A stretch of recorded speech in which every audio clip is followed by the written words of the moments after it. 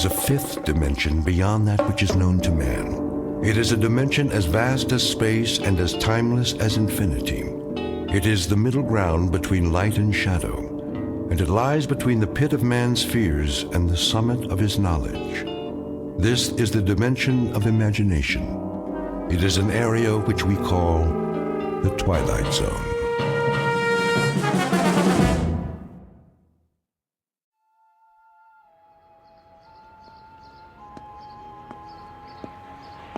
Evening edition. Get your paper here. Late sports. What other papers do you have? The Sentinel and the Times Mirror. Take your pick. Give me all three of them. Here you go.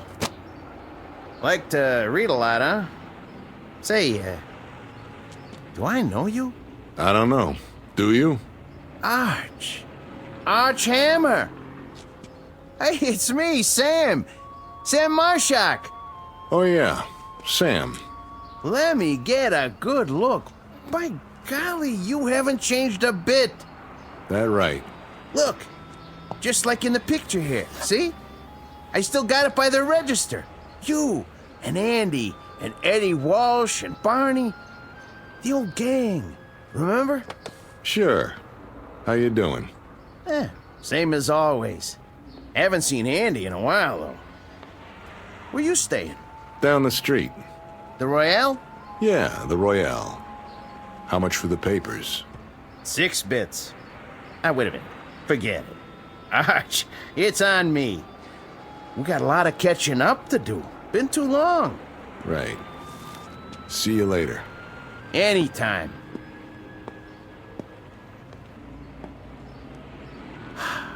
Archie. Ain't that something? Heard he was in Joliet.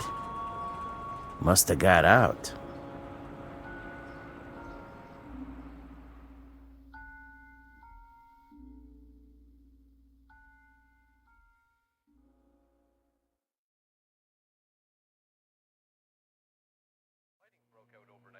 Rival forces along the Israeli-Syrian border. Initial reports claim Israeli jet fighters bombed guerrilla base, killing at least 49 soldiers and 13 civilians. Hold your horses. I'm coming, I said. How much for a single? Depends. By the day is one thing, by the week is cheaper. I don't know how long I'll be staying.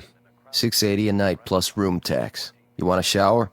Is the water hot? Mornings only, otherwise it costs extra. Forget it. Hold on. Haven't I seen you before? Could be. All right, I'll give you the discount for regulars. No guests, though. Wouldn't think of it. Sign here. Right. Face sure is familiar. Arch Hammer? Can't say I remember the name. Maybe that's just as well. Oh, and lose the key, you pay for it. Thanks. Send up some ice, will you? And a pair of scissors. Scissors? What for? Something I want to cut out of the paper. Well, don't make a mess for the cleaning girl or you'll have to tip her. That'll be $7 even. In advance. His name is Arch Hammer. For the moment, he's 36 years old. He has been a salesman, a dispatcher, a truck driver, a bookie, and a part-time bartender. Whatever name he goes by, this is a cheap man, a nickel-and-dime hustler with a cheapness that goes beyond the suit and the shirt, a cheapness of taste, a cheapness of mind. He has a tawdry little shine on the seat of his conscience and a dark room squint in a world where the sunlight never got through to him. But Mr. Hammer has a talent, one he discovered at a very early age. This much he knows. He can change his face. He can look at a picture, concentrate on the eyes, twitch a muscle, and make his features match any other man's. Call him Rubberface. Mr. Archie Hammer, jack of all trades, who has just checked into a Fleabag hotel with the most odd talent, some newspapers full of photographs to work from, and a master plan to destroy a few lives. In the Twilight Zone. And now, The Twilight Zone and our story, The Four of Us Are Dying, starring Eric Bogosian, with Stacy Keach as your narrator.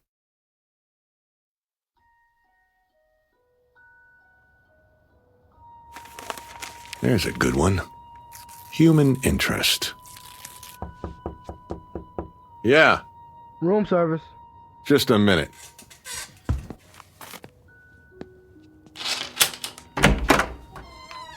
Here's your rice. Thanks. Brought a whole champagne bucket full. They even have champagne here? Not that I ever saw. I asked for a pair of scissors, too. Oh, yeah, I couldn't find any, but I got this. What's that? My Swiss Army knife.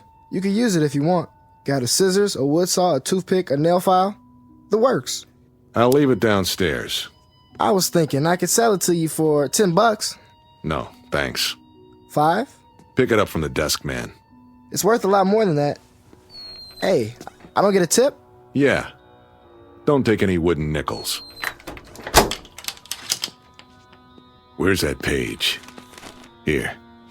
Johnny Foster, guitarist with the Maggie Weber Quintet. Why not? Always wanted to be a musician. The eyes, the nose. Piece of cake. Just look in the mirror. Concentrate. Perfect. If I do say so.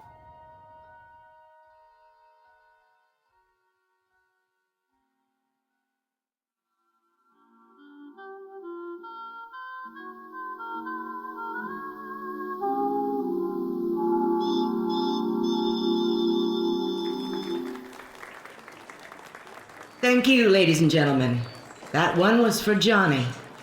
Wherever he is, I know he can hear us. Now, if you don't mind, we'll take a little break, and we'll be back with another set in just a few minutes. Take 5, boys. Sure thing, Max. Make that 10. You got it. You're playing real pretty tonight, Maggie. Don't I always? Sad, though. I never heard a piano cry before. Then we'll have to try some upbeat tunes. If I've got it in me. Hi, Mag. What'll it be? Ginger ale, straight up. On the wagon again, huh? Off and on. Hey, Maggie. Hey yourself, sport. I got a stool here with your name on it. That right. Come on, sit down and get acquainted. Unravel the flesh. Huh? Hey, pal, keep your hands off the talent. I'm just trying to buy the lady a drink. Don't you want one? Love one. All by my lonesome. Okay. Just trying to be friendly. You can have the booth in the corner, Mag. Strictly solo. Thanks, Red. 1 ginger ale. Hey, sure you don't want a little something in it? The last show of the night? Why not? Here you go.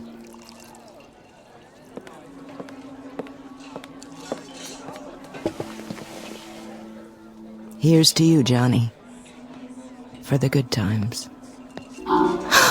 Careful, you'll spill it. Johnny? Like I always say, if you don't drink well, don't drink. Johnny, are you a ghost? Sure, a ghost. I just came down to check the mourners. But it was in the paper. Was it? I should read the obituaries. Find out how they feel about the deceased. I'm gonna close my eyes. And when I open them, pray that I'm not dreaming. You're not dreaming. I wanted to see what kind of tears people shed. Big ones the size of bubbles, or the kind that come from onions and handkerchiefs. You came to the right place, Johnny.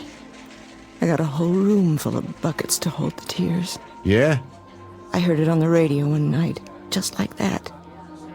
First there was a dance band, and then there was a newscast. And there you were.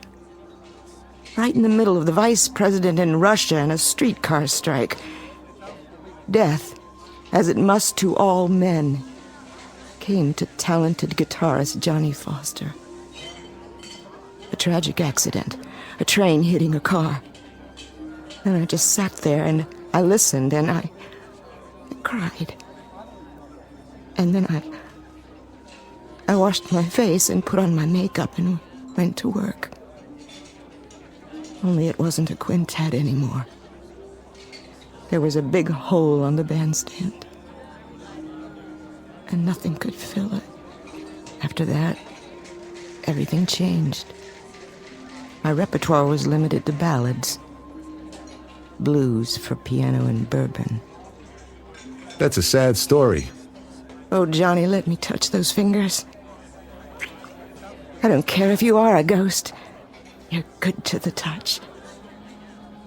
You've been missed, Johnny Foster.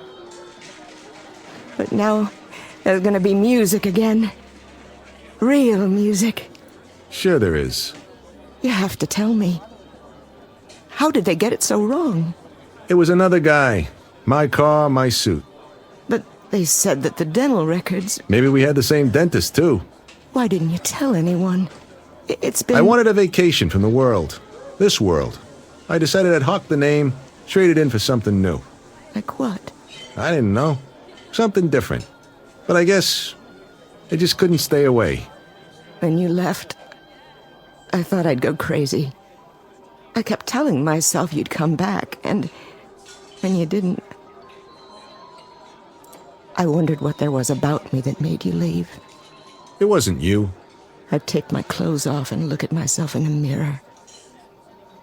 Then I wondered if there was another woman. Nobody as good as you. You always were a funny guy, Johnny. Pulling pranks on people. Way out, Johnny Foster. Well, are you satisfied with the reaction? Tears big enough for you? Maybe too big. What really brought you here? I picked up the paper the other day. The Sunday supplement. Full of human interest pictures. You know the type.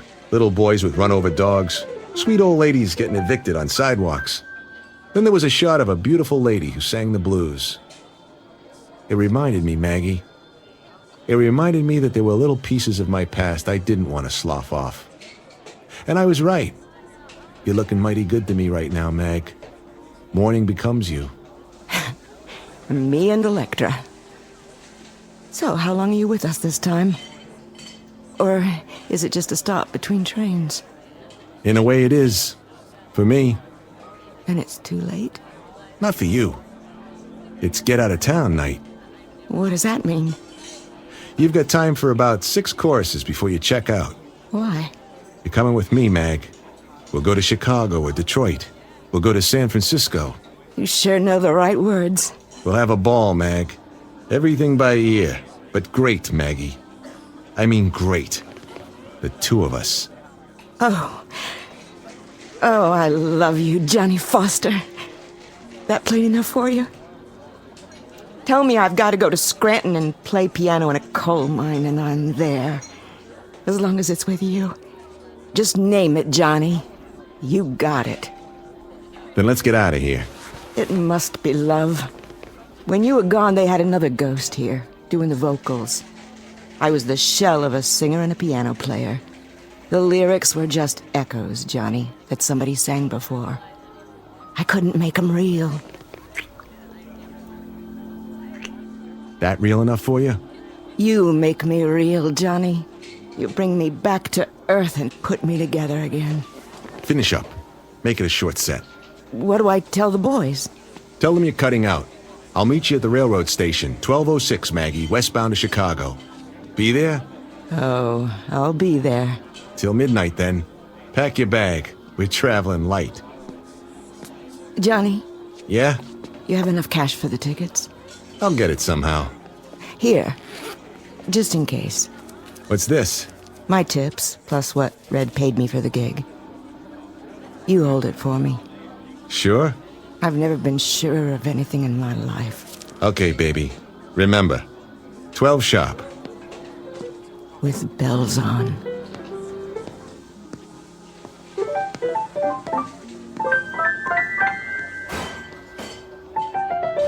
Johnny? Hey, man. Like you didn't tangle with the Union Pacific? I thought you were out of this world. I don't believe my eyes. Was that Johnny Foster?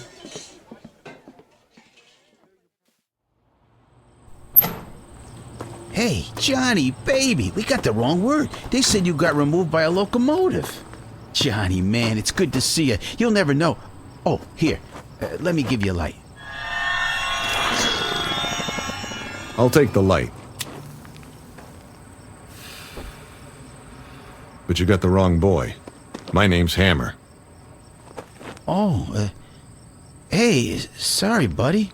No offense. None taken. It's just that... Boy, I could swear you were the guy I saw in the bar. But I can see by your face, you're somebody else. Hey, real sorry. Don't worry about it.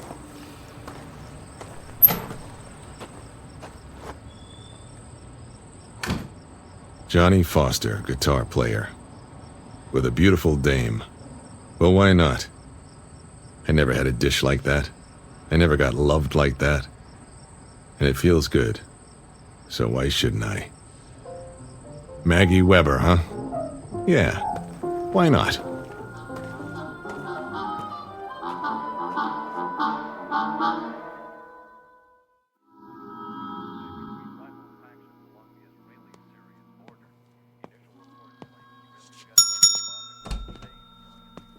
Mr. Hammer? Good memory. Something I can do for you? Just some information. What kind? This picture from the paper. What about it? Go ahead. Check it out. Local hoodlum found shot in river. So? Looks like he's a real tough guy. Was. Name of Sterrig. Virgil Sterrig. Funny name. Never heard of him. No? Then maybe you saw him around. Before he went for a swimming lesson. I see a lot of people. See a face like that, you remember it. My memory's not so good lately. This make it better? It's getting there. How about now? Oh, yeah. Virgil. I might have seen him once or twice. He used to carry a satchel. Full of what? It's hard to say. Try. He was the bag man. For who? Same guy all the bookies work for. I need a name. Pinnell. East side of town. Armstrong Towers. Only you didn't hear it from me. Right. Oh, hey, bellboy asked me. Something about a fancy knife. Buy him another one. You can afford it.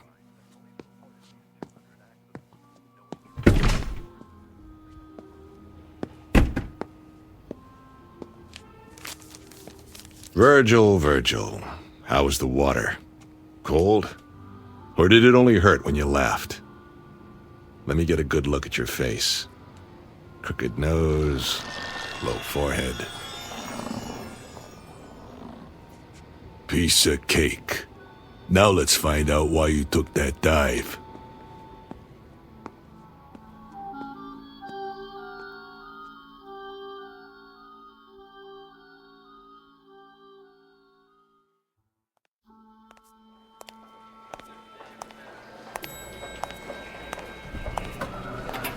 Going up? Always. What floor you? Oh, hi, Mr. Sterrig. Hi yourself. The penthouse? Where else? I haven't seen you for a while. No kidding. But now, here you are. Back from the dead, and bigger than ever. Oh, I didn't mean it that way. I just meant... Say, Thanks for the lift. didn't I see something in the paper about that? Don't believe everything you read.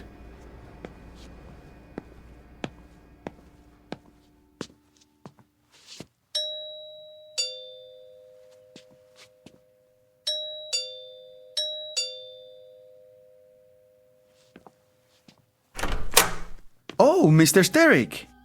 I'm surprised to see you. Where's Pennell? Mr. Pennell, not home. No? He's out. You come back tomorrow. I tell him you here. Call on telephone, maybe. I'll tell him myself. Now. I say he's not here. Out of my way. Oh! Who is it, Ramon? Hello, Pennell. What in the devil is... You ought to be more careful. It's only a bottle. Virg, is that you? I don't believe it. I clean up for you, sir. Leave it. But glass on floor. I said leave it. Expensive stuff. Imported. That doesn't matter, but you... You can always open another bottle, can't you? Plenty more where that came from. I like your taste, Mr. Pennell. Very rich. Polished. Lots of class. Like this apartment. Neat, but not gaudy. I clean it up. Later, Ramon.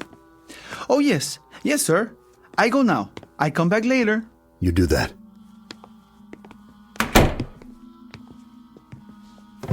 Whatever you got in that drawer, don't. If you like, Verge. I'm just so flabbergasted. I can't believe my eyes. Why don't you sit down there on the couch, Mr. Pennell, so we can talk? We'll have a business meeting, you and me. Verge, I'm speechless. Of all the people I expected to walk in here, this is the happiest day of my life. Oh, I see. This is the happiest day of his life. If you don't believe it, just ask him. Verge, listen to me. But please, Mr. Pennell, you're a rich man, but you're a lousy actor. Very bad. Really. Tell me this. Anything. If it's the happiest day of your life, why do you look like you just sucked a lemon? No, Mr. Pennell, you're not happy. You got no reason to be happy.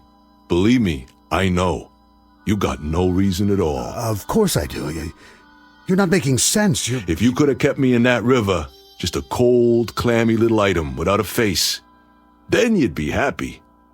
But this is one double cross that came back to bite you, isn't it? It wasn't what you think. If you let me explain, then I get my end of the bargain, Mr. Pennell. But instead of a payoff, I got the river. And that river was cold. Much colder than you'd think. A tough swim, Mr. Pennell. Real tough. Especially when you're almost out of blood. Verge. I brought you a satchel. Remember, Mr. Pennell? It had a lot of money in it. A real risky job. Now, the way I figure it, my cut is worth more than a long walk off a short pier. Verge, listen to me. Would I do a thing like that? Would I give you the double cross? How could I? You're a friend. We're close. You're family, Verge. That how you treat your family? You got me wrong. Dead wrong. What was your cut, Verge? 20%, wasn't that it? I got it right over there in the desk. Stay where you are. You'll find out what I got in my pocket. I've been holding your cut, Verge. It's waiting. I don't know who got to you and shoved you in the river. That wasn't my doing. No? It's all there in the desk. Which drawer? The center one. Envelope full of cash.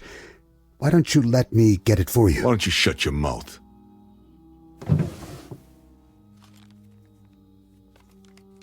Go ahead, count it. This is mine? 20% of it. That's right. Same cut as always. And I always honor my contracts. But there's interest now. Interest? Sure. For floating face down in a river, I charge interest. For taking 3 holes in my belly, I charge more interest.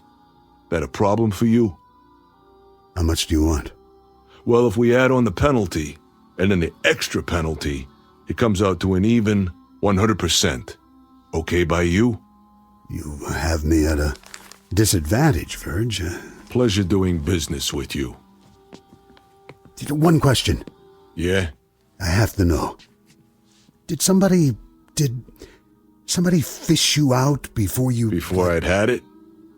Is that the question? Why, no, Mr. Pennell. That's not the way it happened. That's not the way it happened at all. The truth is, I'm your worst nightmare. I'm a ghost.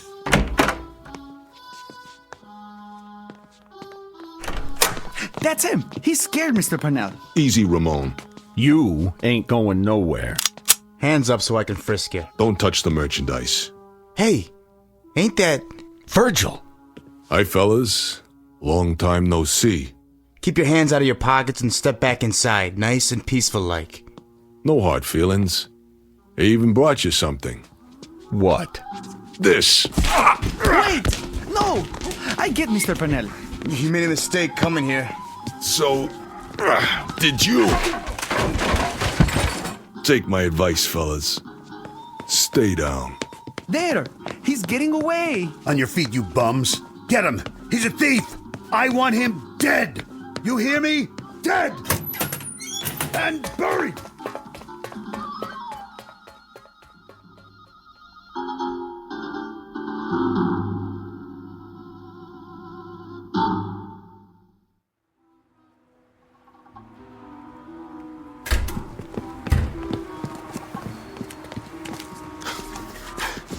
There he is. Get him. I can't get a shot. Where'd he go? This way. Gotta give him the slip. The alley. Dead end. Gotta get out. Gotta make it. But how? Look like somebody else. Fast. Who? Come on. Come on. Face. Any face. Can't think of one. Wait. Something I saw. Yeah. Yeah. Got it. Over there. I see him. Hey, hold it. All right, Virgil. You can make it easy or you can make it hard. Strictly up to you. Let's go for a little walk. Someplace private. Forget that. Turn around like a man or I'll give it to you right here. What do you want? It ain't him. Where did he... You want something with me, huh? What's going on? I didn't do nothing to you guys. Sorry, buddy. We thought you was somebody else. Yeah, sure you did. Go around threatening people, huh? That it? I had to call the cops. I saw him go in there. Me too. So where is he? The alley don't lead nowhere. Hey, fella, you see anybody else come in here? Yeah, you two mugs. Come on. We better find him. Mr. Pinnell's waiting. That's right, you goons. Go find him. You go find Virgil Steric. Why don't you try the county morgue?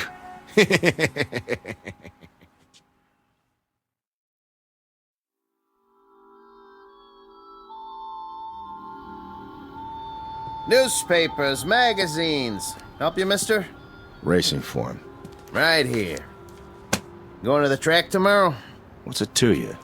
I'm just making conversation. You know, it gets pretty slow this time of night. So? Close up and go home. Well, I couldn't do that. Who'd be here for the morning edition?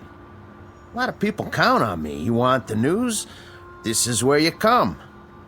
So, thank you, sir. Thank you kindly. Magazines, newspapers, cigarettes, candy. You see a guy come by here, Pop? And, which guy would that be? Black hair, long nose. Crooked at the end.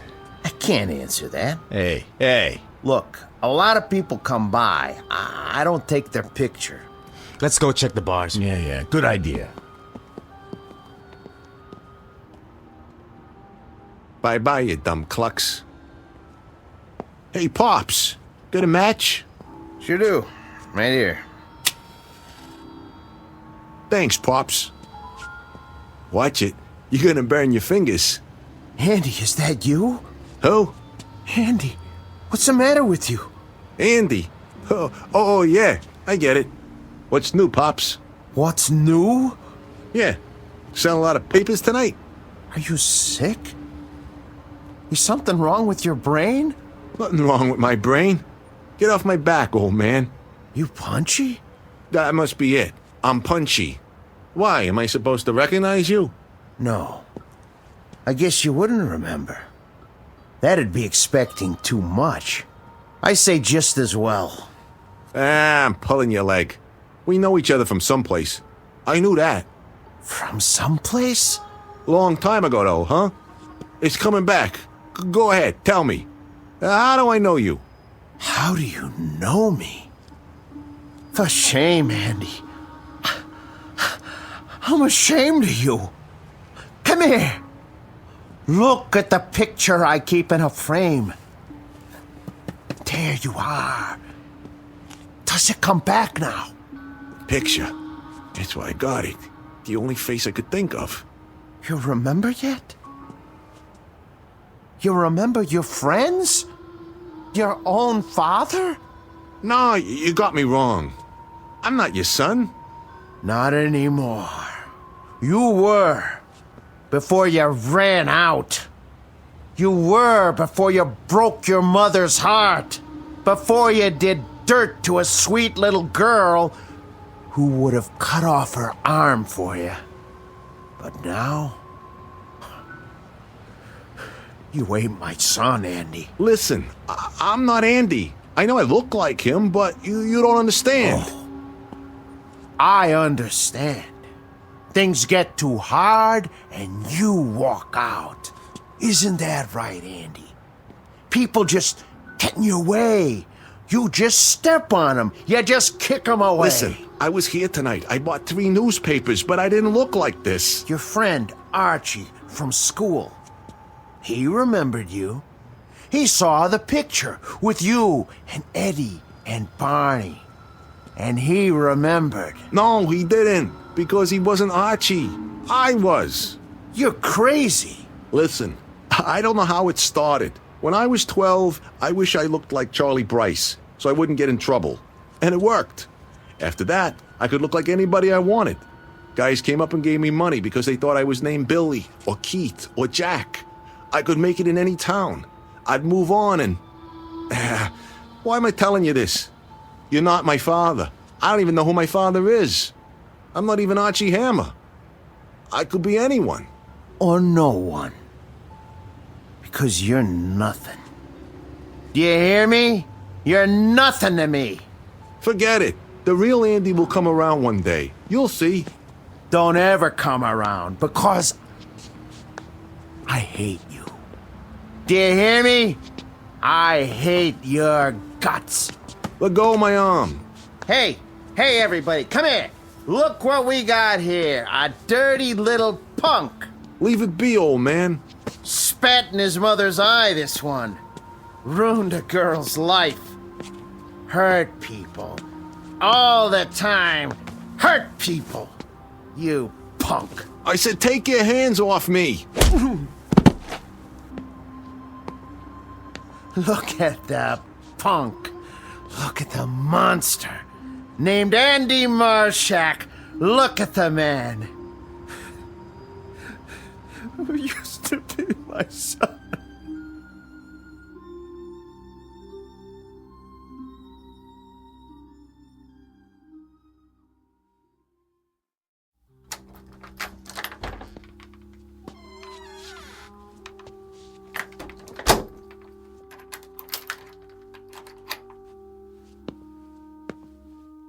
Now, let's try another face.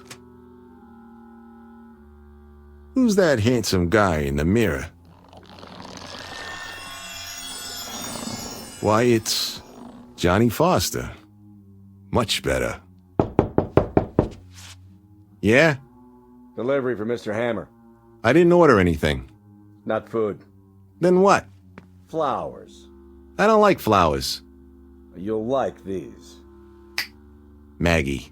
Yeah, that girl. Sorry, Johnny. You gotta go away for a minute. Goodbye, Johnny. Hello. Archie.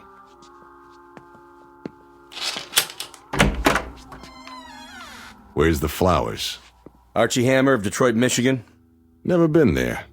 Well, neither was Henry Ford. Let's step inside. You got a badge? Yeah. And a nice little warrant for your arrest. You're making a mistake. No mistake. Sandy hair, 160. You're him, all right. What's this for? Parole violation. Leaving the state without permission. I don't know what you're talking about. I've been tracking you for a while. Doing a lot of interstate traveling, huh? Not me. You can make 2 calls when you get to the station. I got a train to catch. Do I have to take out the cuffs? Because if I do, I get irritated. And when I get irritated, people get hurt. Especially if there's just the 2 of us. Okay. Can I put on my coat? Where is it, Hammer? Out the window or up on the roof? In the closet there. Be my guest. And if you get any other ideas, feel free. I could use the target practice. I'll bet you could. Find it? Ready, Johnny? Here goes.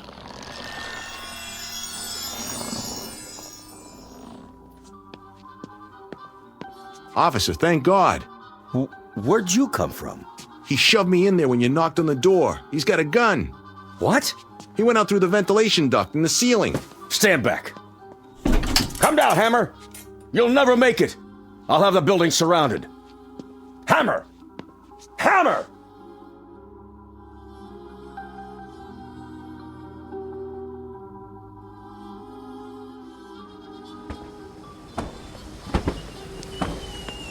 Hey, hold it right there. Yeah? Oh, you see a guy come out of here? Uh-huh. Took off down the street. Thanks. He went that way. Go get him.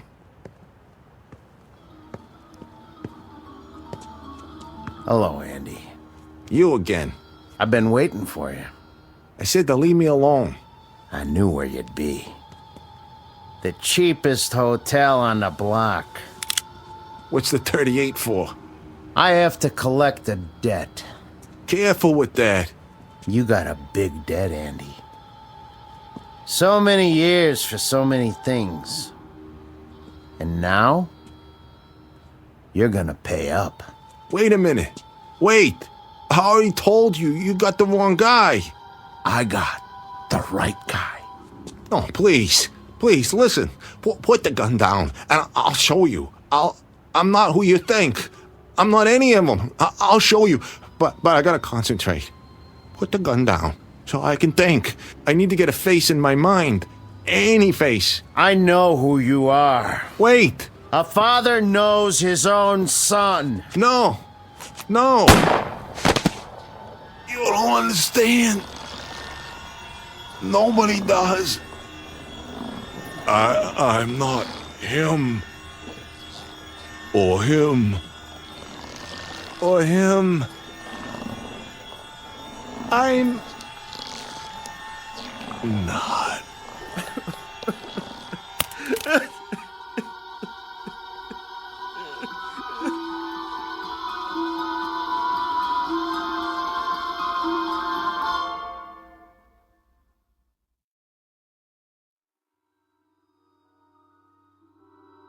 He was a cheap little man who checked in and checked out. He was a guitar player who was loved beyond words. He was a bagman with money in his pocket. And he was an errant son who finally got back some of the agony he caused in front of a Fleabag hotel. He was all of them. He was Arch Hammer, he was Johnny Foster, he was Virgil Sterrig, he was Andy Marshak. And all of them were dying.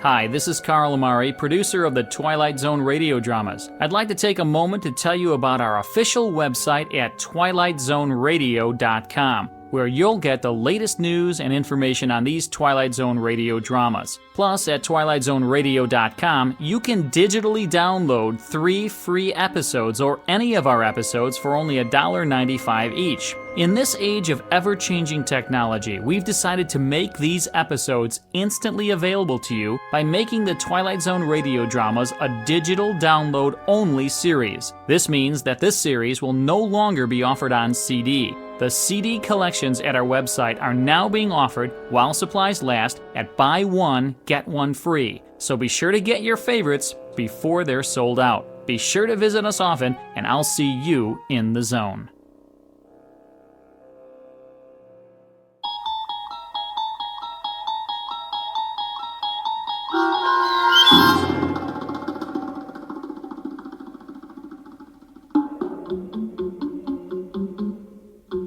The Four of Us Are Dying, starring Eric Bogosian with Stacy Keach as your narrator, was adapted for radio by Dennis Etchison and written for The Twilight Zone by Rod Serling, based on a story by George Clayton Johnson. Heard in the cast were Joby Cerny, Kurt Nabig, Damon Williams, Norm Woodell, Tom McElroy, Doug James, Jeff Lupiton, Linda Ryder, Jamie Barron, Rick Vargas, and Vince Amari. This copyrighted radio series is produced and directed by Carl Amari for Falcon Picture Group. Sound design and custom Foley effects for The Twilight Zone by Cerny American creatives Bob Benson, Craig Lee, Michael Slaybach, and Matt Sorrow. To learn more about the Twilight Zone radio dramas and to contact us, visit our official website at twilightzoneradio.com. Doug James speaking.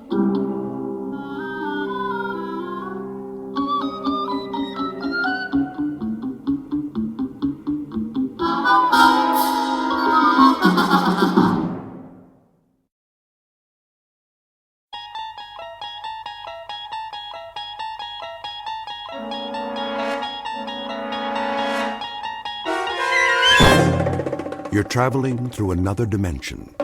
A dimension not only of sight and sound, but of mind. A journey into a wondrous land whose boundaries are those of imagination. Your next stop, the Twilight Zone.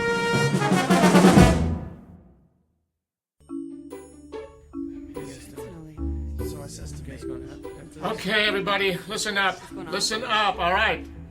I know it's late, and some of you have tests tomorrow, so I won't keep you too much longer, but I'd like to run the beginning of that last scene just one more time. Emily? Right, Mr. Galvin. Places for the top of Act 4, Scene 1, please.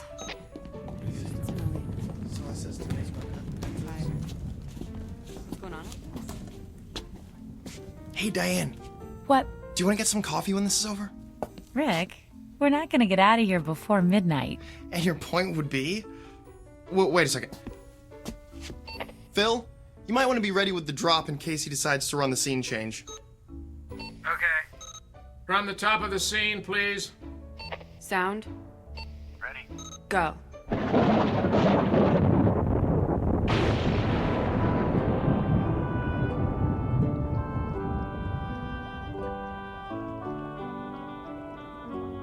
Thrice the brinded cat hath mewed. Thrice and once the hedge pig whined. Harp your cries, 'tis time, 'tis time. So, coffee? Oh, why not? I won't be sleepy till... Hey! What's the matter? Ow! Ow! Don't grab that bare-handed! Here, let me...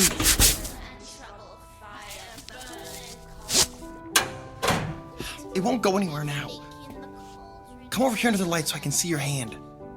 No, it's okay. But that line shouldn't have taken off like that. It's tied off. We'll check it later. Diane, could you take him to the office? The first aid kit's... I don't need a...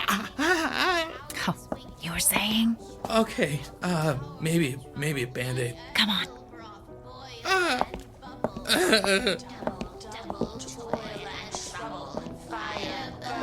Cauldron Bubble. Scale of dragon. Tooth. It hurts when I touch it.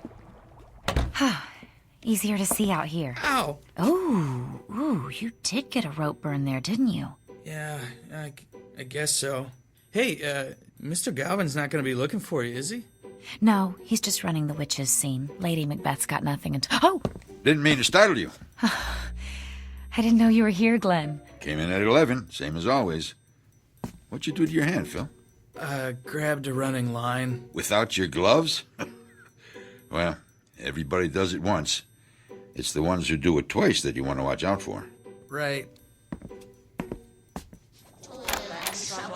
Fire burn and cauldron bubble. Cool it with the baboon's blood. Then the charm is firm and good.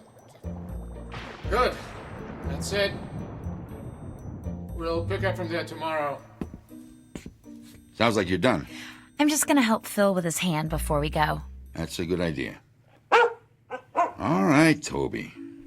Just a few more minutes. Leave the office open when you're finished, will you? It needs a good vacuuming like nobody's business. I will. Thanks. Come on, Toby. Hey, how do you suppose he got him to let him bring his dog to work? Well, he's been the janitor here since forever. That probably helps. And there's nobody else here most of the time. No need for that. She means well, just doesn't know as much as she thinks she does, that's all. All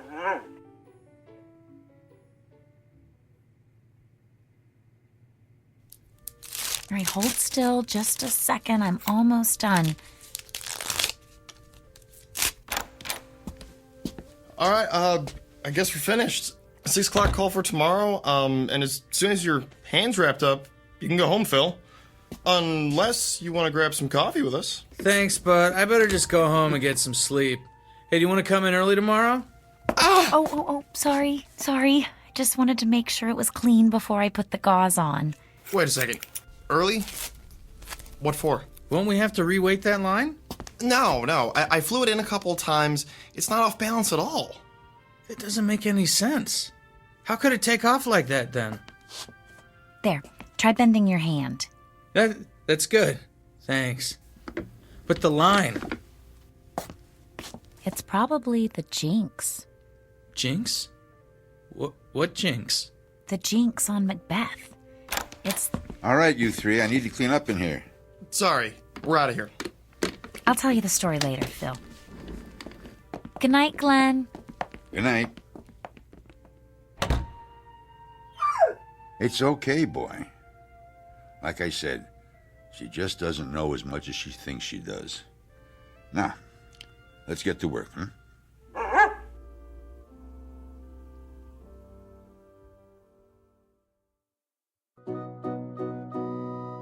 End of rehearsal for a college production of Macbeth.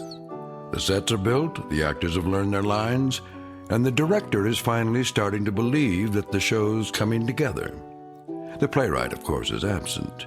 But if he were here, he might be tempted to offer a quote from another one of his plays and remind these students that there are more things in heaven and earth than are dreamt of in their philosophies. A good idea to keep in mind, especially when the curtain is about to rise in the Twilight Zone. And now, The Twilight Zone and our story, And Cauldron Bubble, starring Virginia Williams with Stacy Keach as your narrator. Well, hey, Phil. I wasn't sure I'd see you here today. Skip a scene shop class this week? I don't know how bad you have to be hurt to get away with that.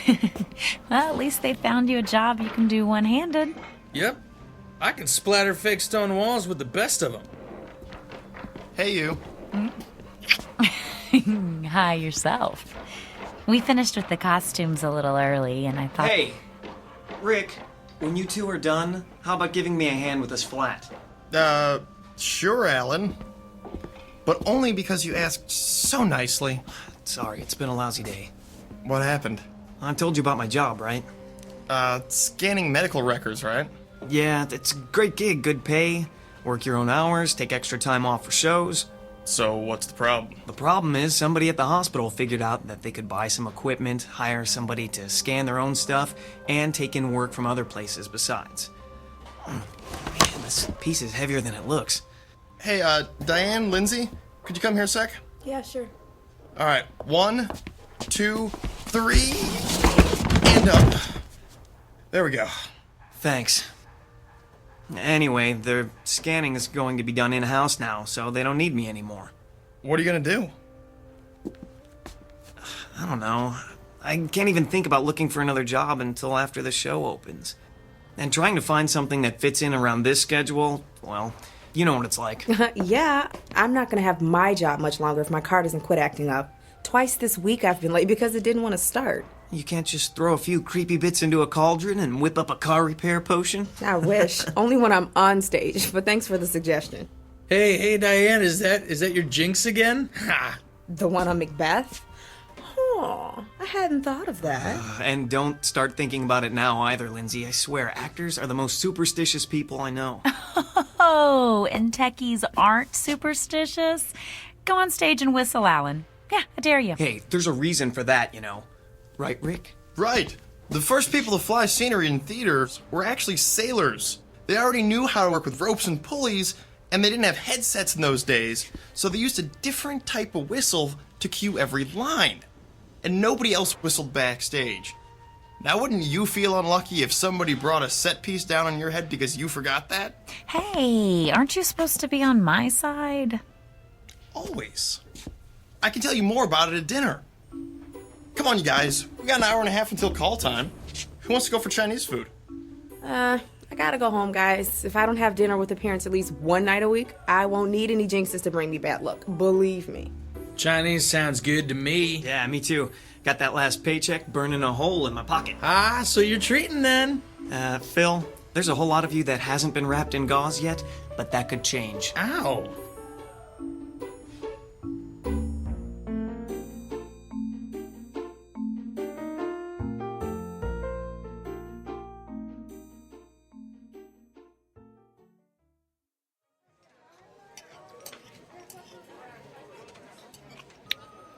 Oh, here. There's still some Kung Pao chicken left. Oh, not for me, thanks. If I eat any more, I'll be able to fly the mane out just by leaning against the line. I think you're going to need a doggy bag, Diane. Make sure you don't call it that around Toby. He'd figure it was for him. He's a smart dog, Phil, but I don't think he's that smart. I wouldn't bet against it. Have you ever seen him fetch tools for Glenn? He's the only dog I've ever seen who can tell a screwdriver from a crescent wrench. I've got a better one than that, Alan. Glenn had to come in during the day once when somebody else was out, sick, and Toby came over to where he was working and scratched at the door, like he wanted to be let out. So? Our old dog did that, and he was so dumb he used to forget his name. So, Glenn tells him, "I'm busy. Go take a walk." And Toby goes to Glenn's toolbox, picks up a leash, and walks off with it in his mouth. He was still carrying it when he came back. I guess they both figured that if he had a leash, he didn't have to be on a leash. I still can't figure that guy out. I know he's been working at the school for a long time, but does anybody know what he did before that? Or anything about what he does when he's not at work? I keep forgetting this is your first semester. You haven't had time to hear all of the stories yet.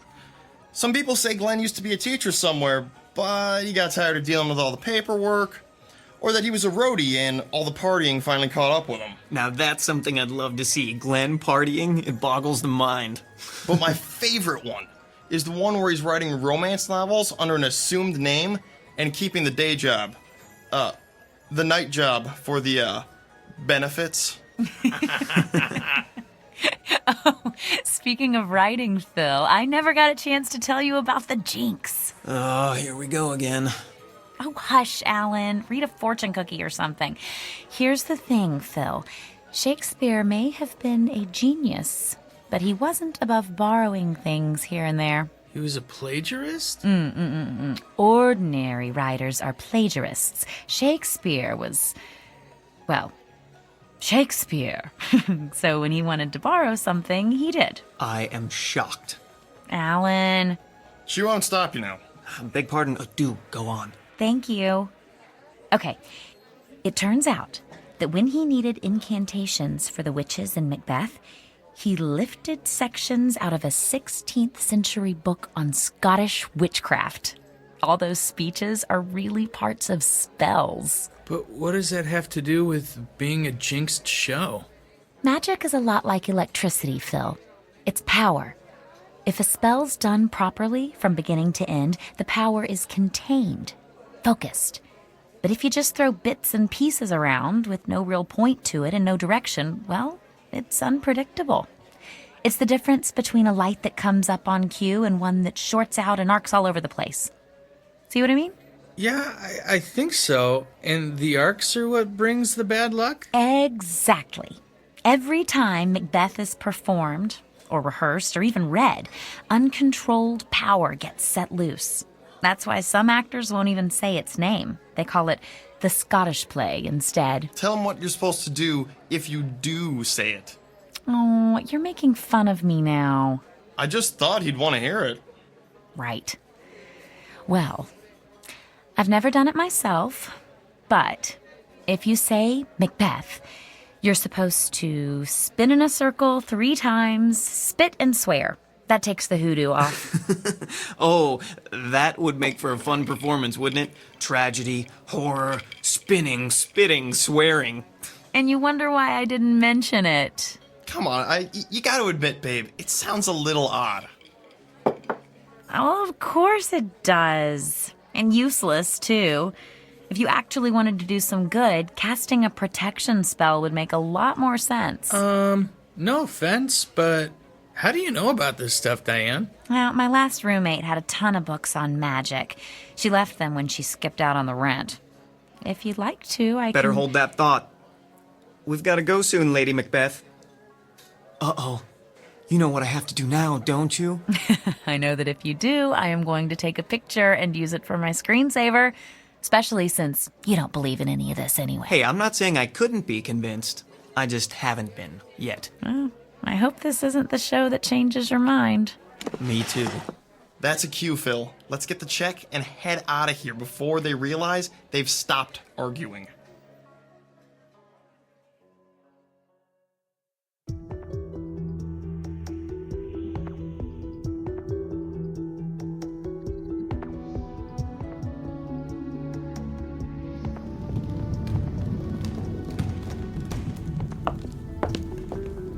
Rick, have you seen Lindsay? Not since before we left for dinner. She isn't in the green room? Not in the green room, not in any of the dressing rooms, not in the office. Mr. Galvin's going to want to call places as soon as the scenery is set, and we're starting with her entrance. Hold on, just a second. Has anybody seen Lindsay? Emily's looking for her. Yeah, she's not up here. Sorry, nobody's seen her yet. Oh, this is going to be ugly. You know how Mr. Galvin gets when somebody's late. I sure do. I was late once, my first show, with Sir James Galvin, theater director par excellence. I thought he'd get me kicked out of school before he was done. Emily! Here we go. I hope he doesn't decide to shoot the messenger. Phil? Yes? The floor's clear. Go ahead and bring in the drop. Okay. She's not here. Oh boy, I think I'm going to find a set piece to hide under and stay there. Chicken. Rick, did you know Lindsay's not If she's not answering her cell, try calling her parents. Maybe they know where she is. Oh, yeah. Everybody knows. I hope she's okay. Diane! Uh-oh. Yes, Mr. Galvin? Change of plans. We'll run through Lady Macbeth's speech from 1-5. Alan, bring out one of the chairs and never mind about changing the set. I'm hoping we'll be able to get back on schedule after this.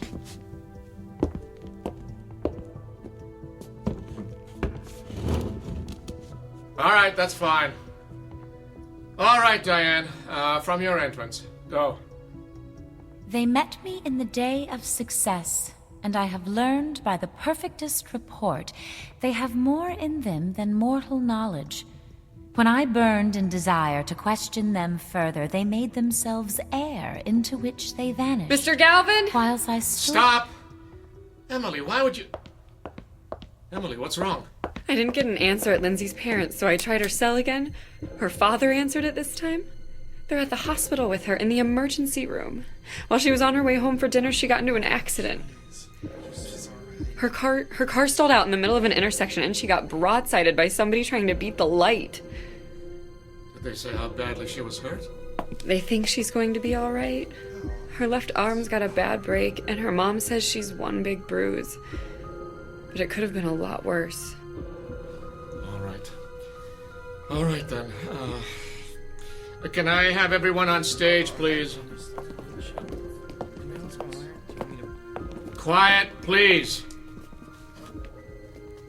Now, most of you probably just heard that Lindsay Morgan was involved in a car accident this afternoon. From what her parents told Emily, she should make a good recovery. However, I know that the show must go on is a cliche, but it's true all the same. Laureen. Yes, sir? You've been understudying Lindsay. Do you know Hecat's lines well enough to work off book? Sure. The rest of you can take a break while Laureen and I go over some of the blocking.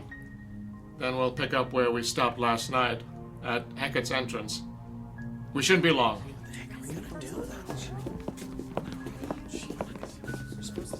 Rick, Alan, hey, can we go to the back office for a minute? Sure. Is there something wrong? Are we going to the green room? No, not right now. Come with us. What's going on? I'll tell you in a minute. Let's go.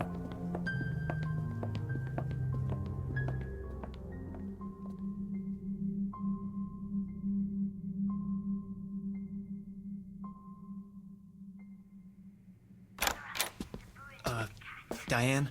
What? I'm still not sure I believe in jinxes, but it seems like something strange is going on here. Oh, good. The monitor's on. We'll be able to tell when they're done. Babe, you want to tell us what this is about? Remember what I said about protection spells? Well, we need to cast one. And soon, before anyone else gets hurt.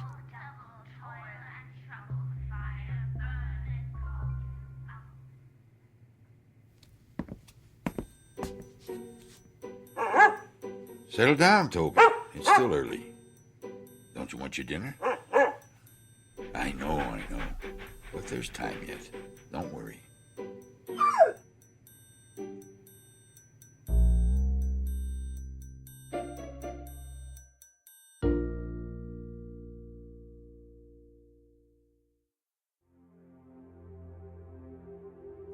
Wolf, which is I think we should do it tomorrow night if we can, before we get an audience in here.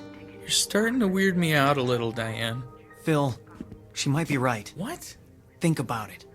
Lindsay could have been killed. Maybe somebody will be next time. There are a whole lot of things you don't want to have happen when you've got a stage full of people. Exactly. And that's another thing. If I am right, this is going to get even worse, because the witches' scenes are going to be rehearsed so much more now with Laureen taking over Lindsay's part. Are you sure you can do this? Cast a spell and make it work? Yes. Yes, if you'll help me. I don't know how much help I'll be, but I'm not gonna let you try this by yourself. Count me in. Me too, then. But I'm still a little weirded out, you know? I know. Okay, I think they're finished. We'd better go. All we have to do is find a way to have the place to ourselves for a little while after the rehearsal tomorrow night. And it'll be okay. I'm sure of it.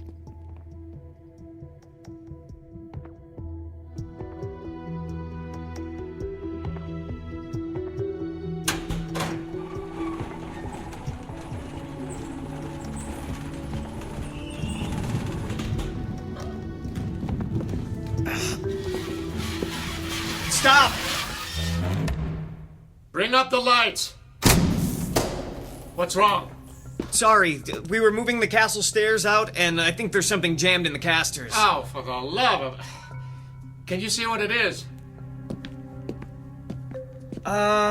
It's somebody's sword. Well, it was. I mean... Can you move the unit now? Yes, sir. All right, get it into place. Rick. Yes, Mr. Galvin. Bring the drop in. And then I want everyone to stop whatever they're doing and listen for a minute. Shit, I'm glad I'm not the one who dropped that sword. Well, I don't know how anybody could have dropped it. What do you mean? People, I'm assuming that you're all aware that tomorrow night's our dress rehearsal. That means we have exactly 2 more chances to get through this show, including tonight, before we do it in front of an audience. Is there anybody here who thinks we're ready? Nobody. Well, that makes it unanimous. Look, I went as easy on everyone last night as I could. We were all distressed by what happened to Lindsay. But we're running out of time here. So I'm telling you, start paying attention and get it together. Because if I have to choose between postponing the opening and letting you embarrass this department with a lousy performance, I know what the choice is going to be. And if it comes to that, you're all going to wish you'd gone to a nice trade school instead. Do I make myself clear? Yes. Yes, sir. Yes, sir. Good. We'll pick up where we stopped. Emily? Places for the top of 5-1. Lights 78. Stand by. And go. I have 2 nights watched with you, but can perceive no truth in That sword shouldn't have been there. I think everybody would agree with you. No, that's not what I mean. They're only brought out for the fight scenes, Mr. Galvin insisted. Rise from her bed, throw her nightgown upon her, unlock her closet. Well, somebody must have been goofing around. It couldn't have gotten there all by itself, right? I don't think I have an answer to that. Well, not one I want to think about right now anyway. And besides, we have to talk about it later. My entrance is coming up. Just go out there and break a leg, then. But not really, okay? Huh? I'll do my best.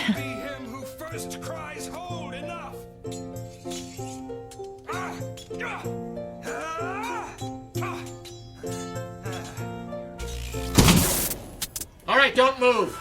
Everyone stay right where you are. We should have backup lights in just a moment. There, can you all see? Yep. Yes. Good. Yes, sir. I'd say what else could go wrong if I weren't so afraid I might find out. So, here's what we're going to do. There's just the rest of the scene left and we're done. We're going to have an early call tomorrow and finish it before we start the dress rehearsal. Be here at 5. Whatever the problem with the power is, it should have been taken care of by then. Let us hope. Do we need to let Glenn know before he comes in? I don't think he'll bother coming in when he sees that the power's off, do you? Well, just put any props you have out away. Leave everything else as it is. That'll save us a little time tomorrow. Be careful on your way out, everyone. And do I really need to say, be on time tomorrow?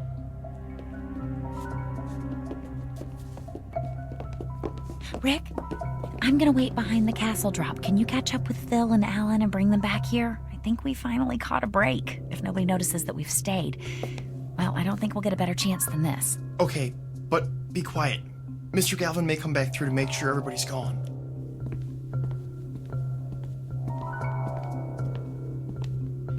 Hey, guys, have you seen Mr. Galvin?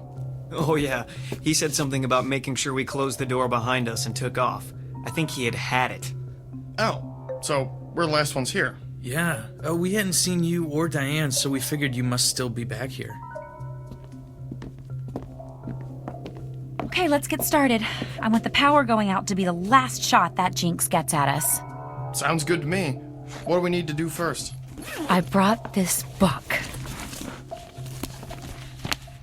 Oh, but I need more light, and we have to get enough room to stand in a circle. Let's go further downstage.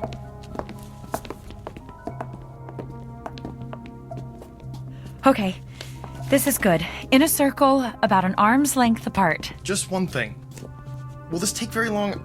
I mean, what if somebody comes in to check on the power, then... Don't worry, we should be done and out of here without anyone having a clue. Alan, could you just move a little closer to Phil? There, that's better. Everyone needs to focus, to think about surrounding the theater and everybody in it with a white light that nothing bad can pass through. Just keep that image in your mind while I'm reading, okay? Okay. Here we go then. Spirits of air, grant us your protection. Spirits of earth, shield us with your strength. Spirits of water, make all that would harm us flow by. Spirits of fire, wrap us in the safety of your flames. Wait, did you hear that? Shh, not now. If we don't do it the way... Quick, get off the stage. Now! Diane, look out! Oh!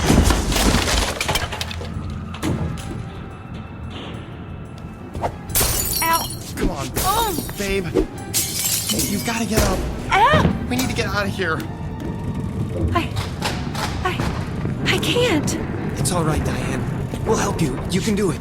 Oh! Diane, something really bad is happening. We can't stay here. My side hurts. I think she's bleeding. Oh! Ow! We'll have to carry her then. Let's just pick her up. Ow! Ow! Ow! Ow! Hey, the lights are...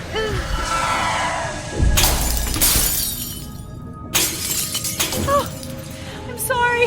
I'm so sorry.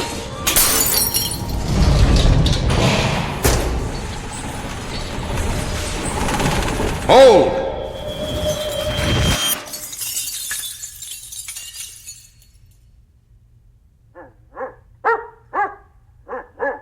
Yes, Toby, you're right. It is a mess. Glenn? How did you... Later, Rick. But right now, there's some cleaning up to do.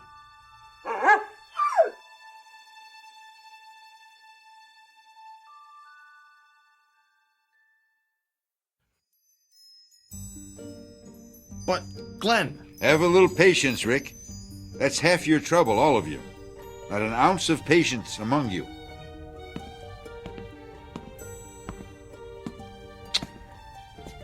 What have you been up to, Diane? Glenn, I got hurt. Yes, I can see that. Looks as though a piece of that wall flat caught you on the side when you fell. Glenn, can you help us get her to a hospital? No need for that. Just... there. What do you mean? She's... What was that? Easy, easy. It doesn't hurt now, does it? No. No, it doesn't. She must be going into shock. We need... Silence! I'm sorry, I just don't have time to argue right now. Come on, Toby. What was that all about? I couldn't talk. Couldn't make a sound. Rick, could you help me up, please? No. Babe, don't try to stand up. But I'm fine. See? A little quiet, please. Thank you. All that is broken, be whole again.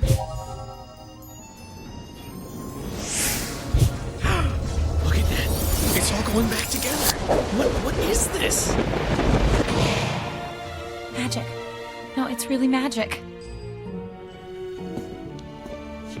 All that has fallen, rise. It really is.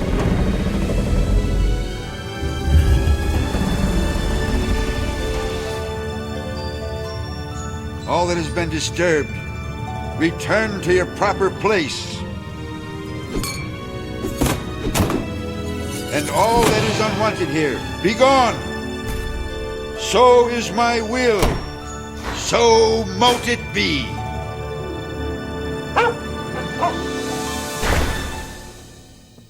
Thank you, Toby. That was just the extra push it needed. Nasty stuff, wasn't it? It really is. Glenn? Oh, yes. You had some questions, didn't you? Well, I have a few to ask you first. It's really not, I mean... Let's go sit down. There's nothing more to do here, and this could take a while.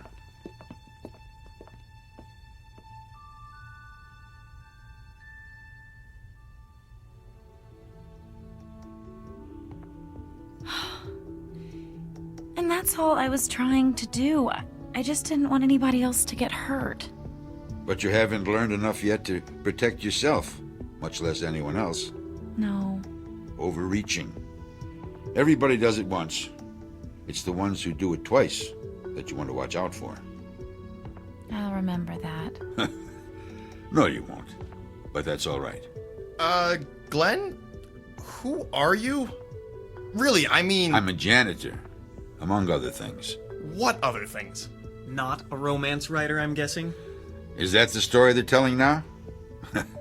Well, I've been accused of worse. Glenn, seriously. Seriously? Oh, why not? It won't matter anyway. I'm a magician. A wizard.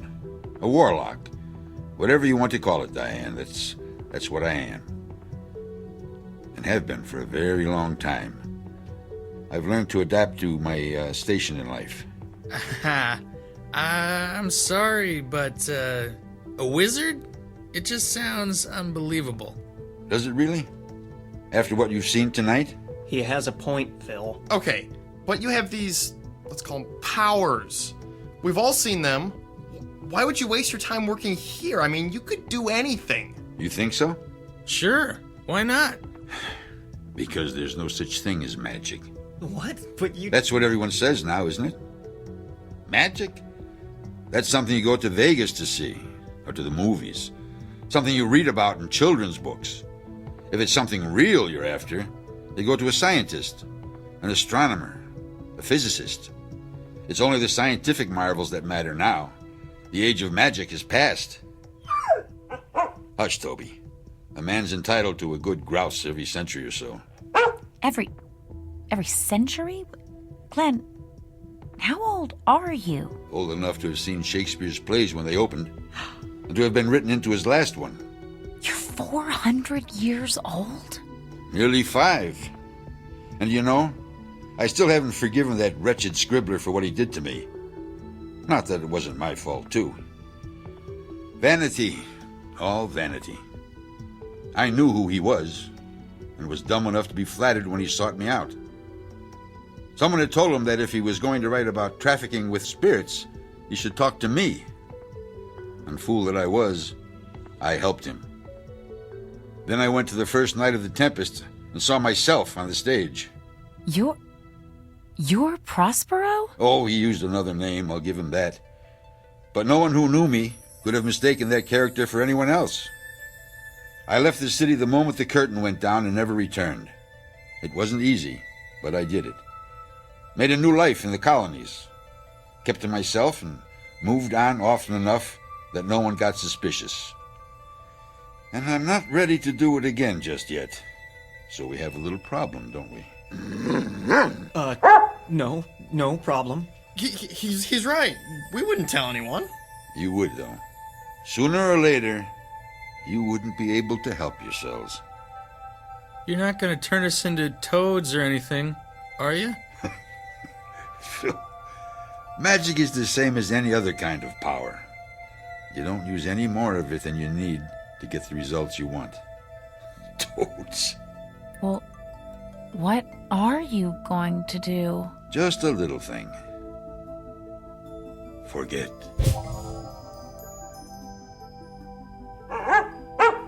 And what are all you doing here? Aren't you done for the night? We are... But what? Well, we had to come back to To what? I don't remember. Yeah, me either. It couldn't have been too important then, could it? No, I guess not. So why don't you clear out and let me get to work here? I'm already behind from having to wait for the power to come back on. I wonder what... Huh? Oh, well. Good night, Glenn. Good night.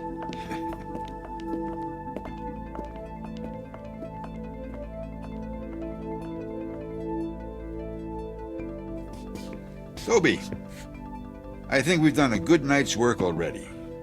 What do you say we do this the easy way? Just this once.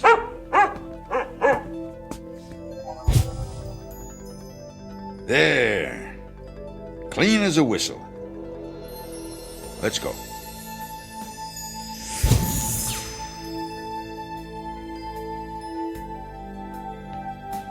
Exit stage right. A janitor and his faithful dog. Both good actors who know very well how to play the parts the world around them expects, and how to slip into very different roles when a casting call comes from the Twilight Zone.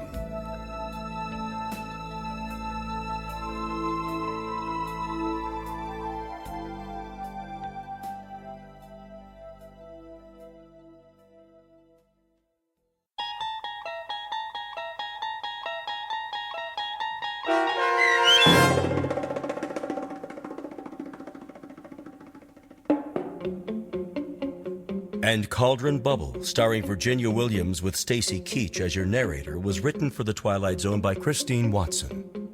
Heard in the cast were Ron Dean, David Darlow, Brian Plaharchuk, Taisha Davis, Patrick Francis, John Hugenacher, Joby Cerny, Robert Richards, Rachel Greisinger, Natalie Berg, Katie Rose Sheehan, and Margaret Grace. The producers of The Twilight Zone wish to thank CBS Enterprises and the Rod Serling Estate for making this series possible. This copyrighted radio series is produced by Carl Amari and directed by Joby Cerny for Falcon Picture Group. Sound design, custom Foley effects, recording, and editing are produced in the Cerny American Sound to Picture Theater by sound designers Craig Lee, Bob Benson, and Tim Cerny. Music for The Twilight Zone is provided by CBS and American Music Company, Incorporated, New York. To learn more about the Twilight Zone radio dramas and to download episodes, including 6 free episodes on our homepage, visit our official website at twilightzoneradio.com. Doug James speaking.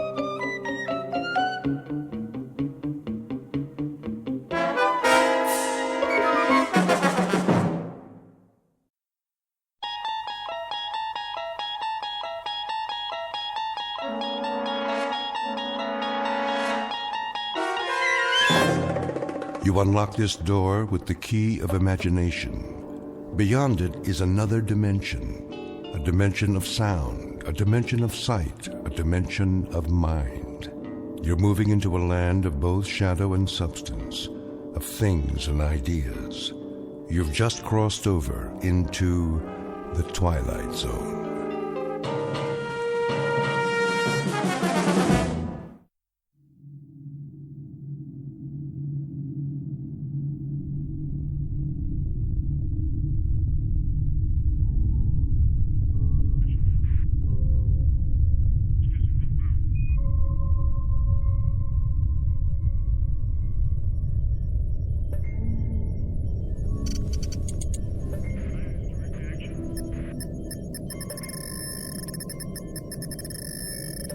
Captain. What? Look in the viewer. Switch lenses. Yes, sir. It was at 255-417. I don't see anything. Maybe not now, but something glittered down there. We went over a lake, you know. I know, it wasn't that. Well, we'll take a closer look, but it's probably the lake. Wasting our time again.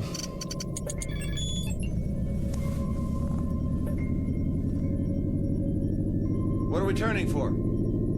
I saw something. What? Something metallic, Carter. Yeah? He thinks so. We're almost there, then we'll know.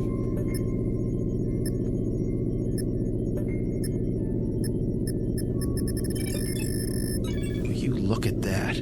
Trees, rivers, a regular incubation lab on this planet.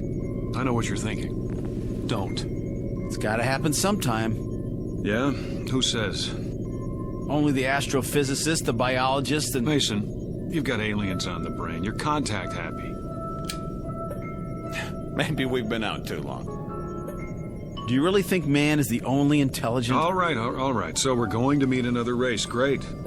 It would be great. It's going to happen sooner or later. Why not to us? Man, that would be something. Another... There it is, in the viewer.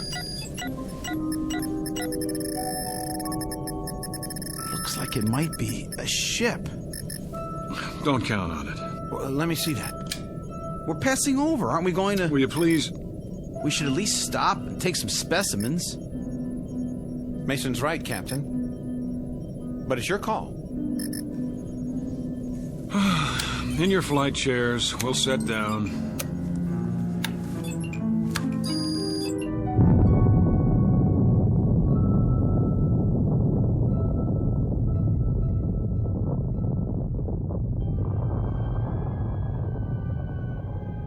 Captain Ross, Lieutenant Mason, Lieutenant Carter, aboard spaceship X-89, cruising above the 13th planet of Star System 51. In a little while, supposedly, the ship will be landed and specimens taken. Vegetable, mineral, and, if any, animal. These will be brought back to overpopulated Earth, where technicians will evaluate them. And if everything is satisfactory, stamp their findings with the word inhabitable and open yet another planet for colonization. These are the things that are supposed to happen. In actuality, they will not happen at all, but will instead be superseded by events far more unusual, because the 13th planet of Star System 51 just happens to be located in the Twilight Zone.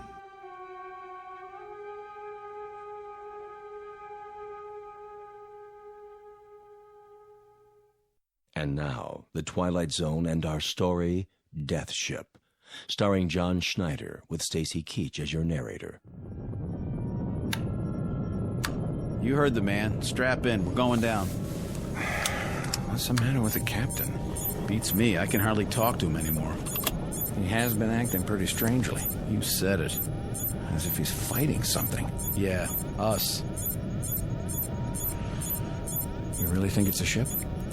If it is, I don't see how it could be from Earth. We've got this run all to ourselves.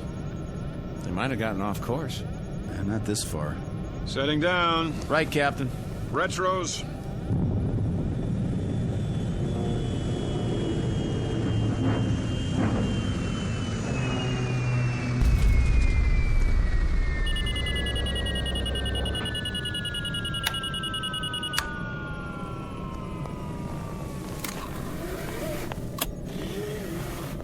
The porthole. Mother of God. It's a ship, all right. Or was. Now it's a bunch of metal, twisted and... Easy. Don't open the hatch till we check the atmosphere. I'll take a reading. Put your suits on. We won't need helmets. Air's good. Let's go, Mike. Can't get out there fast enough, can you? What does that mean? It means I don't like impulsive behavior. Impulsive? Have I made any mistakes? You're on the verge. Well, then you let me know when I cross the line, won't you? Oh, I will, don't you worry.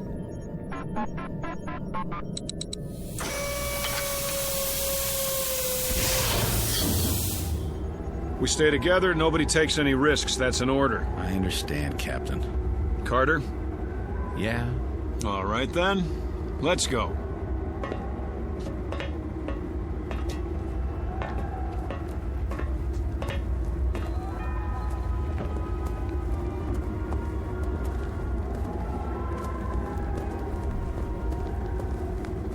Looks like one of our ships. Don't jump to conclusions. Well, doesn't it? From what I can see of the markings, it does. Construction could be standard everywhere. Sounds like you're arguing both sides. You don't mean it could be from another species, do you? I don't mean anything yet. It is one of ours. How could it get so far off course? Go aboard, Captain? I don't like it. We have to find out who they are, don't we? How will we know if we don't? All right, but stay together. Let's put our gloves on. Sure thing.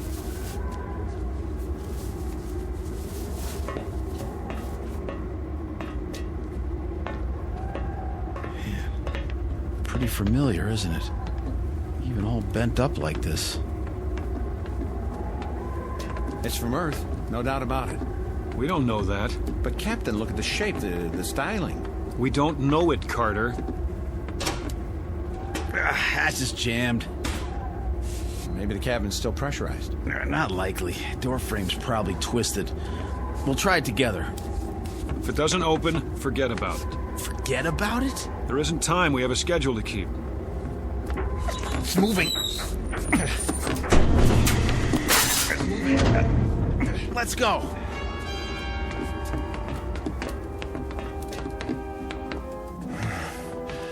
Well, this must be the main cabin. Looks like our ship. Use your flashlights. Over here. What? It's a body. Would you turn him over? Don't. Give me a hand. Dear God. Wait a minute. Do you see what I think I see? There's another one against the wall. Help me lift him. Don't, I said.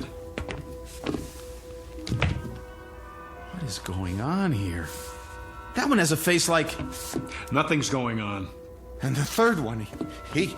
Carter, try the auxiliary lights. But Captain, is it just me, or are we standing here looking at three bodies with three faces that look exactly like our faces? Auxiliary lights. I don't understand. It's not what it seems. Not what it's... Just hang on. Here come the lights. All right, then. First things first. Here's an ID wallet in this one's breast pocket.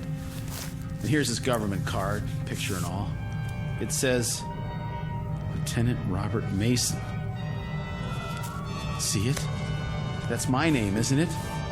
That's my face, just like the one in my pocket right here. Well, isn't it? Put it back. Everybody see it? The same as mine, identical. Put it back. I don't get it. The same with the second one. What is this? You're letting it get to you. Get to me? This is my picture. Me. Hang on, lay them out and get something to cover them with, both of you. Captain, look at the third one and tell me it's not... I see it. Cover them now. No, I'm not touching them again. Carter. Nobody else touched them. I don't know about you fellas, but I need an explanation for this. We're leaving this wreck now. I said now. Everybody out.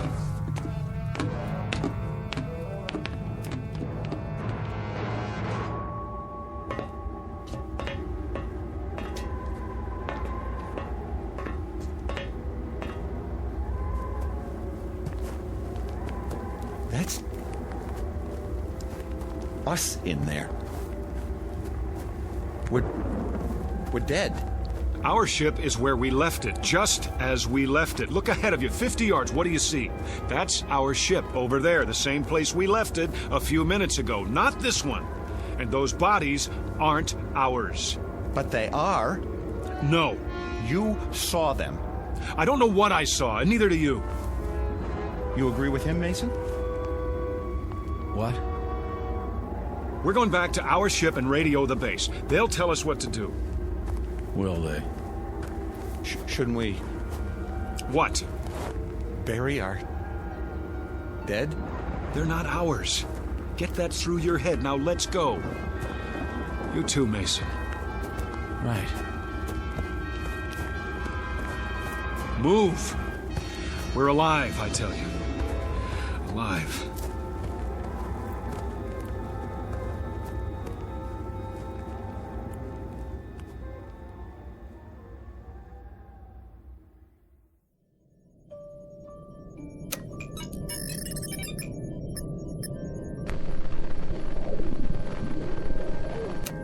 Nothing. Try again. I've been trying it for... Again.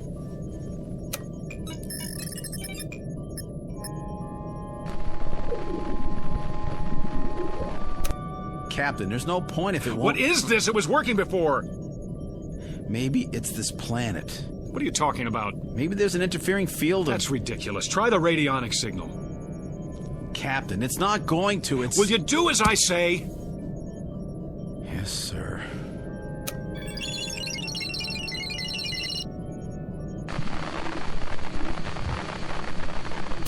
Again.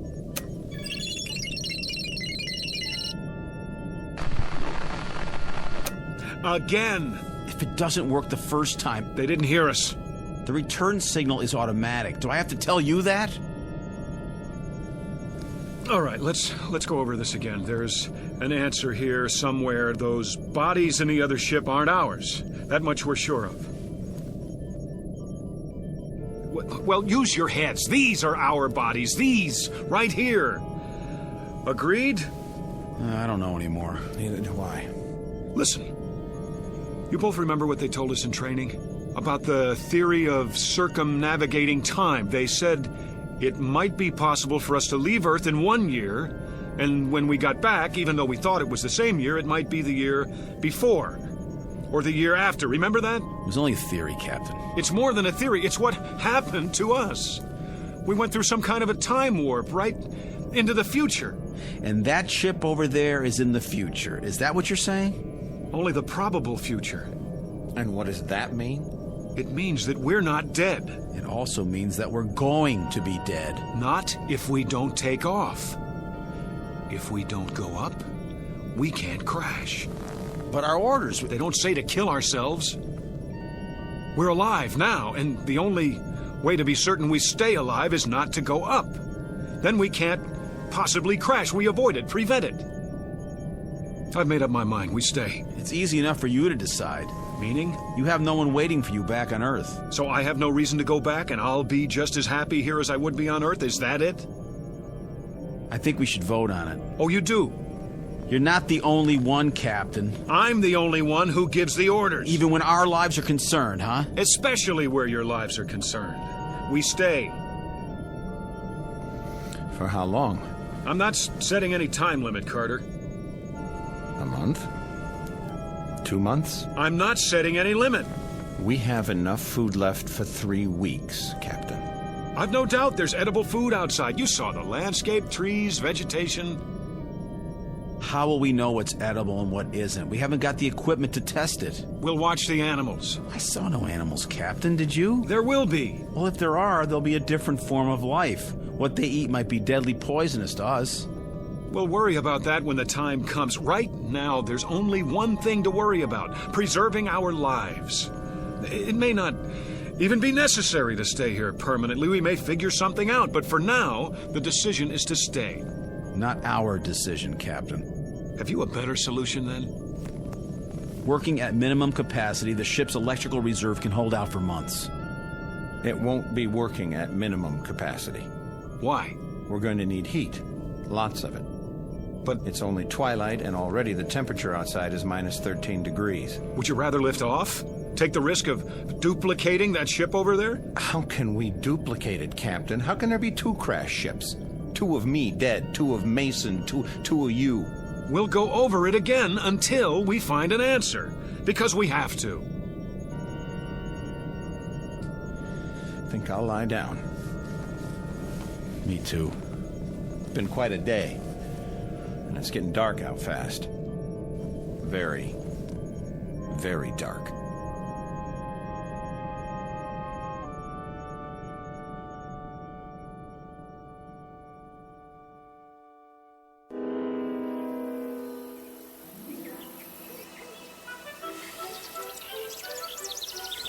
Where am I?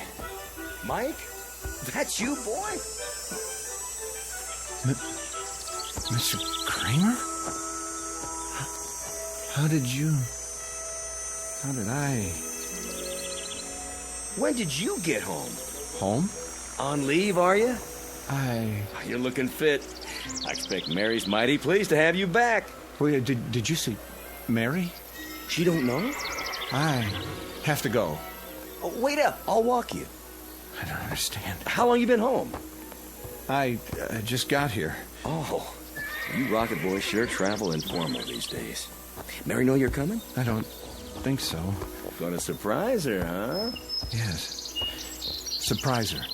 How long you got? I'm not sure. You all right, Mike? Hello, Mike. Mrs. Nolan? Home on furlough? I don't know. Old Mrs. Nolan still makes that long walk to town every day. She'll go on forever. Forever. Hey, maybe we can do some hunting while you're home, huh, Mike? Got my shotgun with me. Always carry it now in case I see something. Not that I ever hit anything, but... Hey, where you going? Oh, I get it. In a hurry, huh? The house. Mary! There's a car still parked in front. Mary! Mary, I'm home. In the living room, the kitchen. Mary! Where are you? Mary! Mary! Are you upstairs?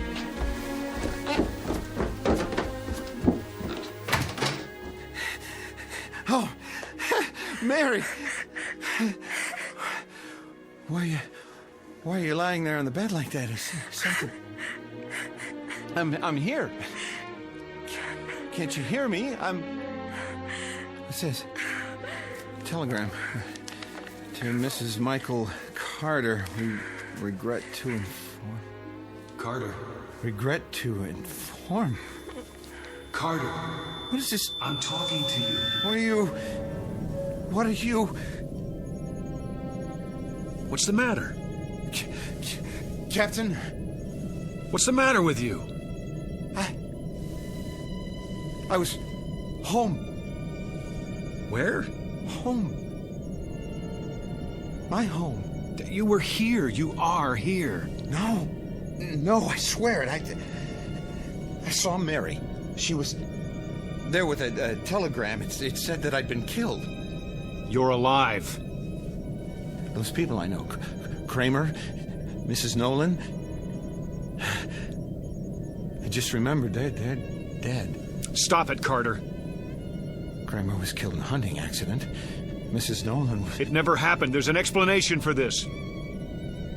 What explanation? I don't know what, but we'll find it. We'll find it, Carter. We'll go over it again and again until we do. You, me, Mason. Where's Mason? He was in his bunk. Well, he's not there now, is he? I've been here the whole time. The hatch is still locked. Mason! Mason! Where is he?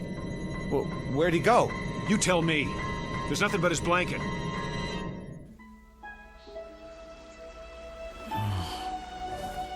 My blanket. My blanket. What's it doing on the grass?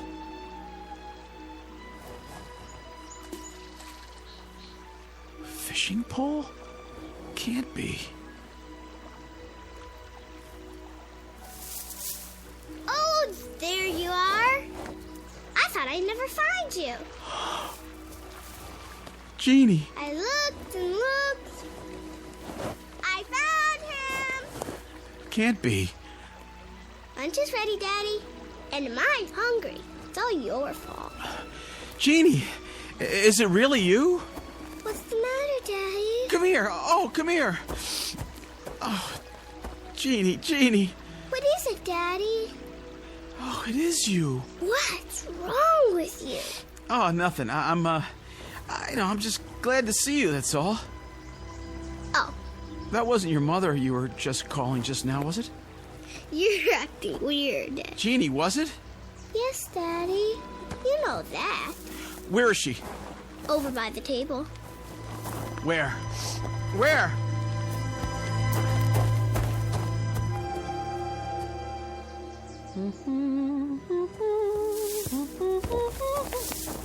Bob? Oh, you scared me, honey. Bursting out of the bushes like that. I was just setting out the fried chicken. Oh, God, Ruth. Oh, God. Bob, what is it? Sweetheart, what's wrong? Nothing now. Are you sure? Yes, yeah, oh, yes. All this for lunch? Yes. My goodness, so emotional over a little potato salad and chicken. Where's Jeannie? Back there, by the pond. Were you asleep? Are you still asleep? This is a dream. I hope I never wake up. I just hope I go on dreaming and... Mason. Bob? Ruth? Bob, who's... Let's go, Mason. Why is he here? Stand behind me. But... Just do it. Get out of here, Ross. I said, let's go. Get away from us. You're coming back with me. Back? Where you belong, on the ship. No, Bob. You're having a hallucination, Lieutenant. No, it's real. It isn't, and you're leaving with me. No! Oh, you think you can take me? Stop it! Don't you tell me back! You're coming back! I'm staying here. You can't! I won't let you! No! Yes! Back! Back! Back! I don't want to be here. I don't want to be here. Take it easy. Ruth. Ruth. There was no Ruth, no Jeannie. You lie. Let go of me. Oh. Oh.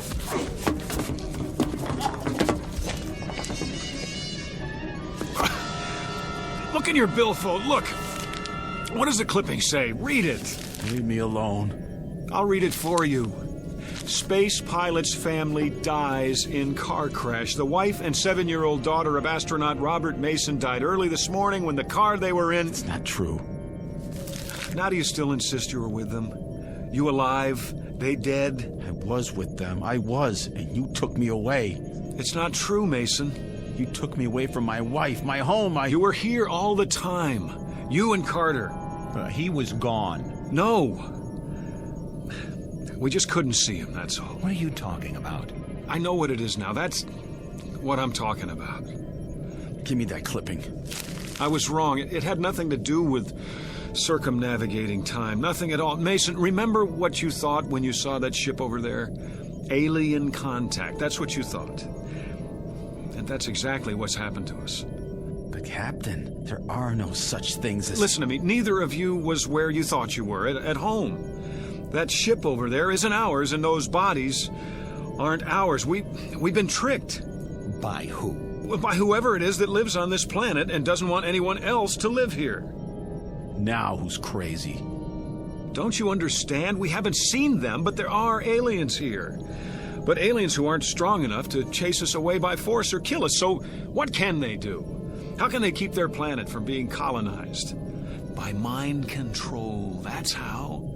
By picking at our brains and finding the death fear and making use of it by showing us our ship crashed and us dead inside of it, scaring us so much that we didn't dare take off again and therefore haven't been able to make our report about this planet. They even know that we can't radio or report to Earth because there's too much interference. You didn't believe there was interference before. I believe it now. Everything that's happened to us since we landed on this planet has been a delusion. No, it happened. I was home. It was a delusion. Even Mason's disappearance? Well, why not? If they can make us believe we saw a crashed ship, saw our own bodies inside that ship, they can make us believe anything. That ship over there, that pile of twisted metal, it's not real. Is that your theory? You may see it, even think you touch it. That doesn't prove it exists. What's going to prove it doesn't exist, Captain? What's going to prove that everything you've said is true? I'll tell you what's going to prove it, Lieutenant Mason. Us. Going up, taking off, and going all the way back to Earth. Proving that there's nothing holding us back but fear and delusions. Now take your positions and let me at the controls. Wait a minute. In your seats, shoulder straps. What if you're wrong? I'm right. You thought you were right before. You were ready to keep us here indefinitely. You were so sure. Then in a few minutes, we really will be dead. Flight seats, now.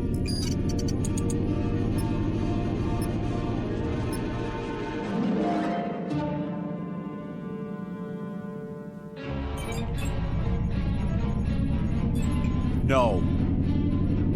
What do you think you're... I'm with Mason on this. Get your hands off those switches. That's an order.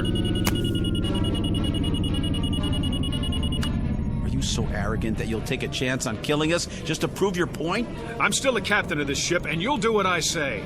You're not the captain of our lives. Put your sidearm away. You're not taking us up. You want to stay here then? Starve, freeze, never see Earth again? Put it away, Mike. That's no answer. Then what is? I suppose he's right. You agree with him now? He's got a point. It's a big one. We can't just stay here. We do that and we know what'll happen. That's a given. It's a matter of food and the power supply and the temperature at night. We don't have a choice. I guess we don't. There's only one place left to go, and that's up. God have mercy on our souls.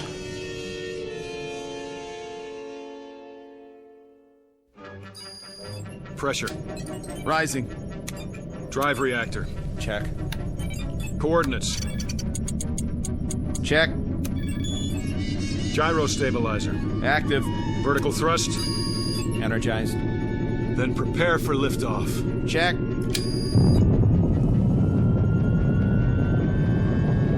$200, $300, $500. Here we go. 1,000, 1,250, 1,500, Captain. Look at that. 2,250, 2,750, 3,000, 4, 5, 6,000. We're out. Release shoulder straps. We did it, boys. Check the viewer. Checking.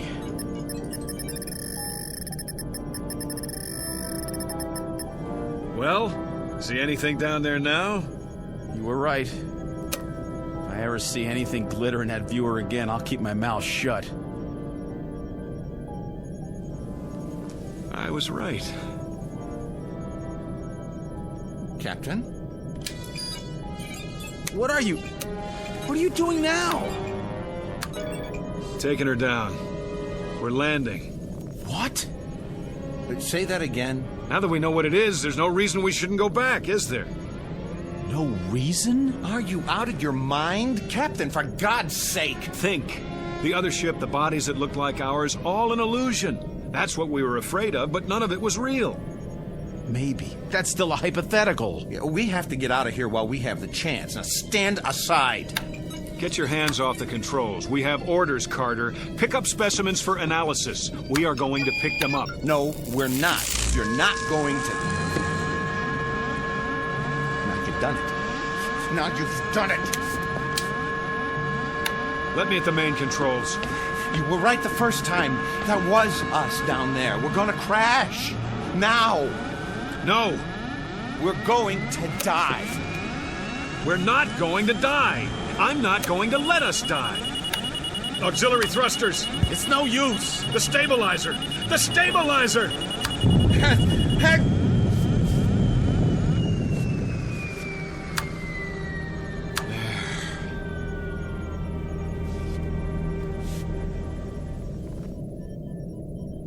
don't understand. Shut up. You're a coward, Carter. You don't even have the guts to fight for your own life. We're still going to land? You bet we're going to land. And when we do, you're going to see that the other ship is gone. Vanished. Because it was never there in the first place. Retros. Slow airspeed. I've got it. Now get in your places. We're not gonna crash. He's been right all along, hasn't he? I don't know. Prepare for touchdown.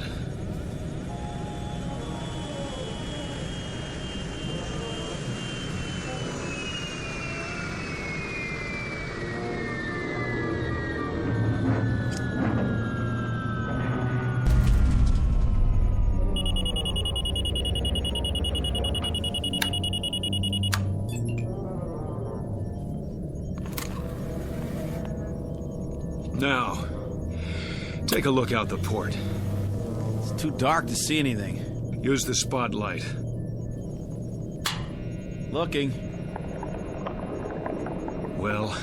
Landscape looks the same. Clear? Clear, but how do we know we're facing in the right direction? Give me that. Go on, take a good look. Hills, trees, and... What is it? Let me see. Oh, no. No, no. Gone, Captain? Vanished? Is that what you said? All right. It's still there. I'll say it is. The same wreck. That doesn't mean... I'll tell you what it means. It means you're wrong. Dead wrong. Hang on, there's an explanation for this. And that would be? I don't know yet, but... You'll never know. And neither will we. Now we'll have to go up again, and this time we'll really crash and be killed and end up looking just like those four... No. What did you say? We're not going to crash. How do you know? We're not going to crash because we already have crashed. Explain that. Stop fighting it, Captain. You're all out of explanations. What are you... There's only one explanation left, and you know what it is. Mason? I know nothing of the kind. Yes, you do. Carter was home, and that telegram was really there. I was with my wife and daughter, because I'm like them now. No. Accept it, Captain. Accept what? Stop trying to prove that we're alive. We are alive. I don't know what it is that's happening here, but there's an answer somewhere. Somewhere. I've given you the answer. I don't accept it. We're going over this again. We're going to find the real answer. Maybe you should listen to him. Can't you see that's what we've been doing? Going over it again and again? Then we'll just have to keep going on until... What happened to the lights? Mason, Let us die, Captain. I can barely see you. It's like... I can see through you. Let go of us. Let us die. No. No! We're alive. Alive. We're going over it one more time from the beginning, you hear me? One more time.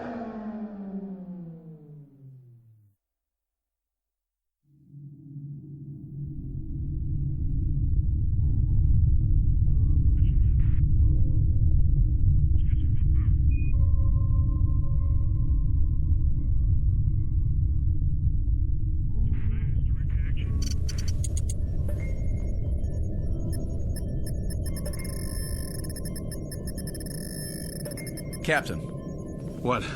Look in the viewer. Switch lenses. Yes, sir. It was at 255-417. I don't see anything. Maybe not now, but something glittered down there. We went over a lake, you know. I know, it wasn't that. Well, we'll take a closer look, but it's probably the lake. Wasting our time again.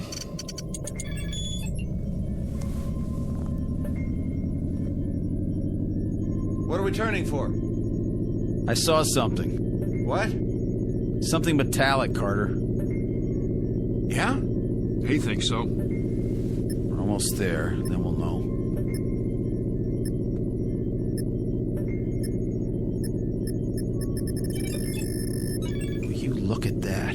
trees, rivers, a regular incubation lab on this planet.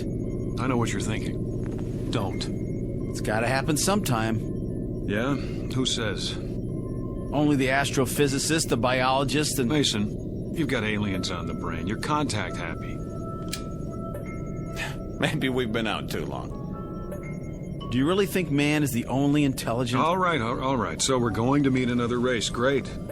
It would be great. It's going to happen sooner or later. Why not to us? Man, that would be something. Another... There it is, in the viewer. Looks like it might be a ship. Don't count on it. Well, let me see that. We're passing over. Aren't we going to... Will you please...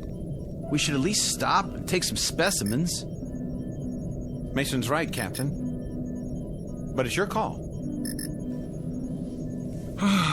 In your flight chairs, we'll set down.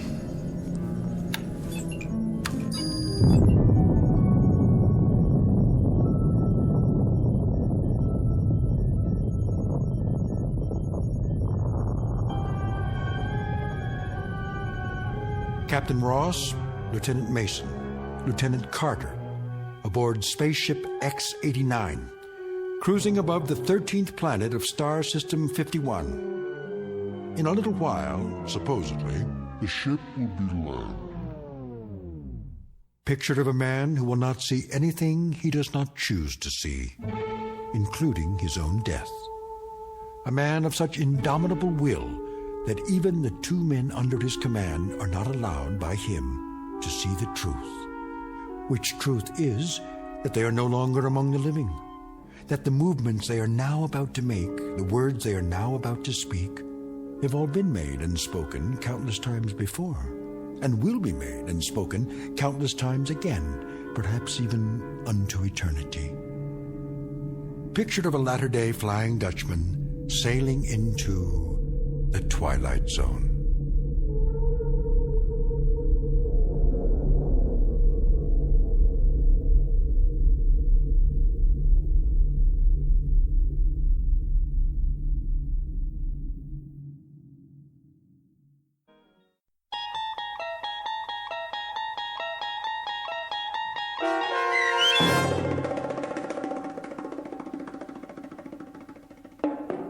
Death Ship, starring John Schneider with Stacy Keach as your narrator, was adapted for radio by Dennis Etchison and written for The Twilight Zone by Richard Matheson.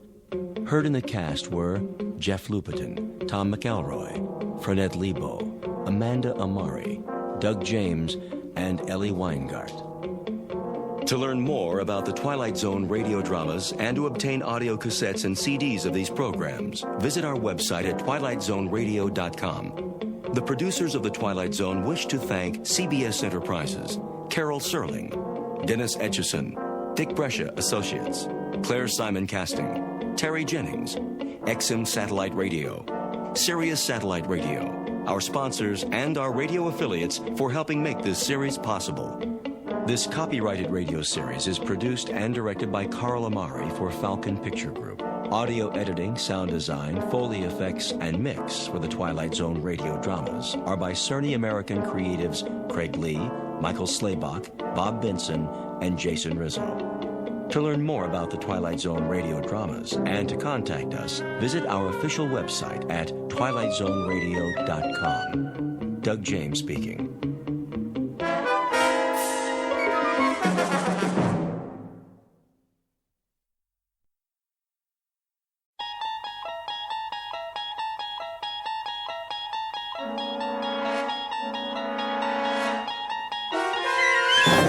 You're traveling through another dimension. A dimension not only of sight and sound, but of mind. A journey into a wondrous land whose boundaries are those of imagination. Your next stop, the Twilight Zone.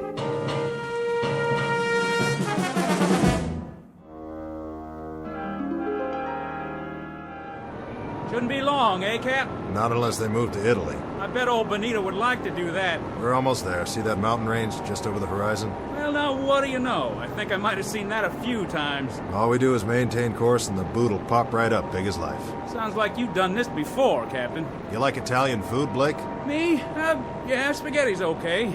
No meatballs, though. They give me heartburn. Okay, no meatballs. Beautiful day like this, I thought we'd just bomb the supply dump, then sit down and have us some lunch before we head back.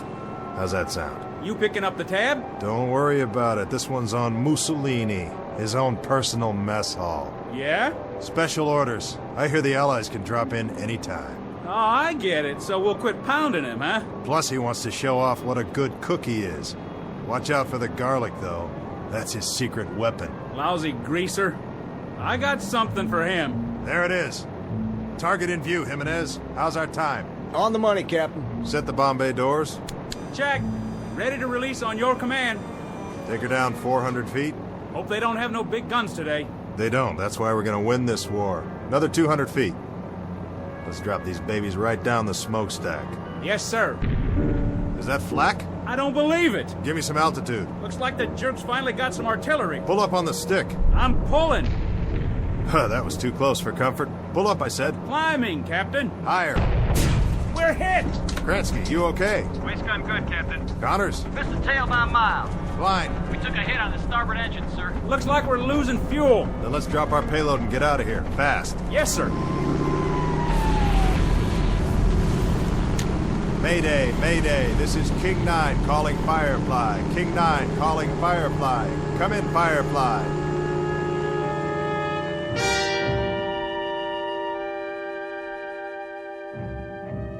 This is the war in Europe, 1943. The air spits out violence and destruction, and the sandy graveyard of North Africa swallows it up. Her name is King 9, a B-25 medium-range bomber, 12th Air Force, USAAF.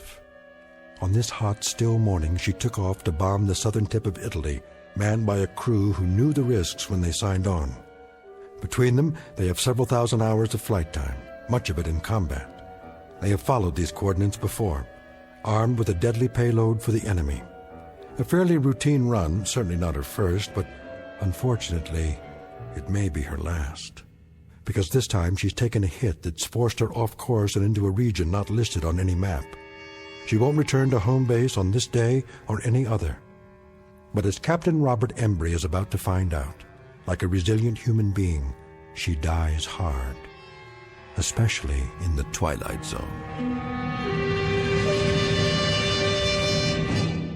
And now, The Twilight Zone and our story, King 9 Will Not Return, starring Adam Baldwin with Stacy Keach as your narrator.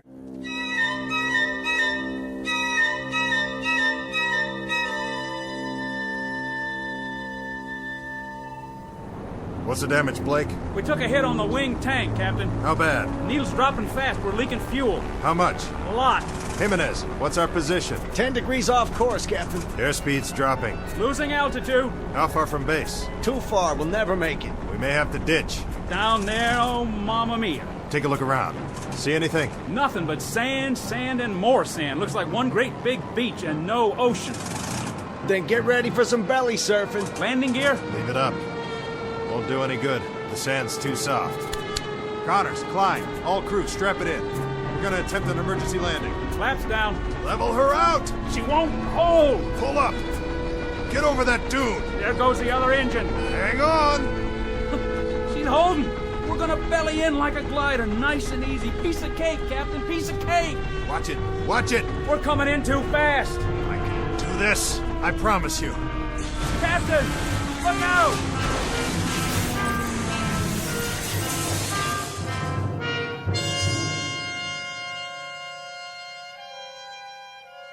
I remember now. More and more, one piece at a time. First the wing tank was hit by flak. Then we lost fuel. Fell behind, veered off course. Not the moment of impact, though. The crash, that's still pretty much a blur. But I remember holding the wheel, trying to hold it. The way she bellied in and then yawed at the last second. That brought the nose down into a dune, and all of a sudden it was over. When I couldn't hold her straight, she yawed and skidded through the sand. That must have been the way it happened. It must have been... I honestly don't know how long I was out. It might have been minutes or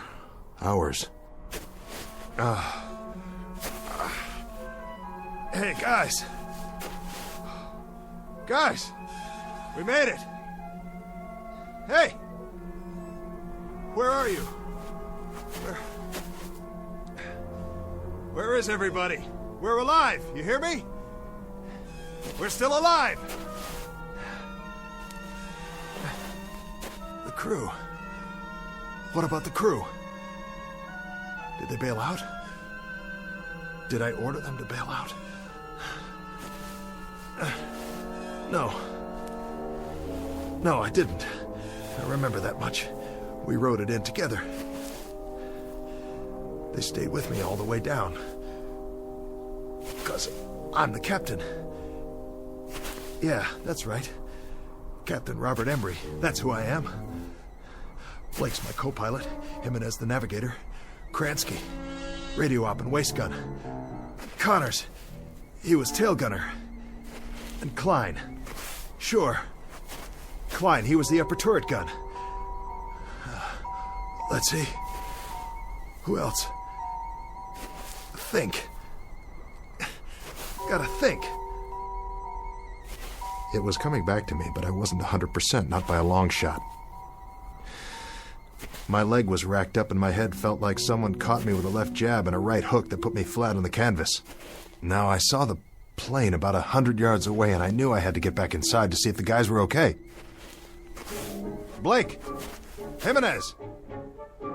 I kept walking toward it, but it didn't get any closer.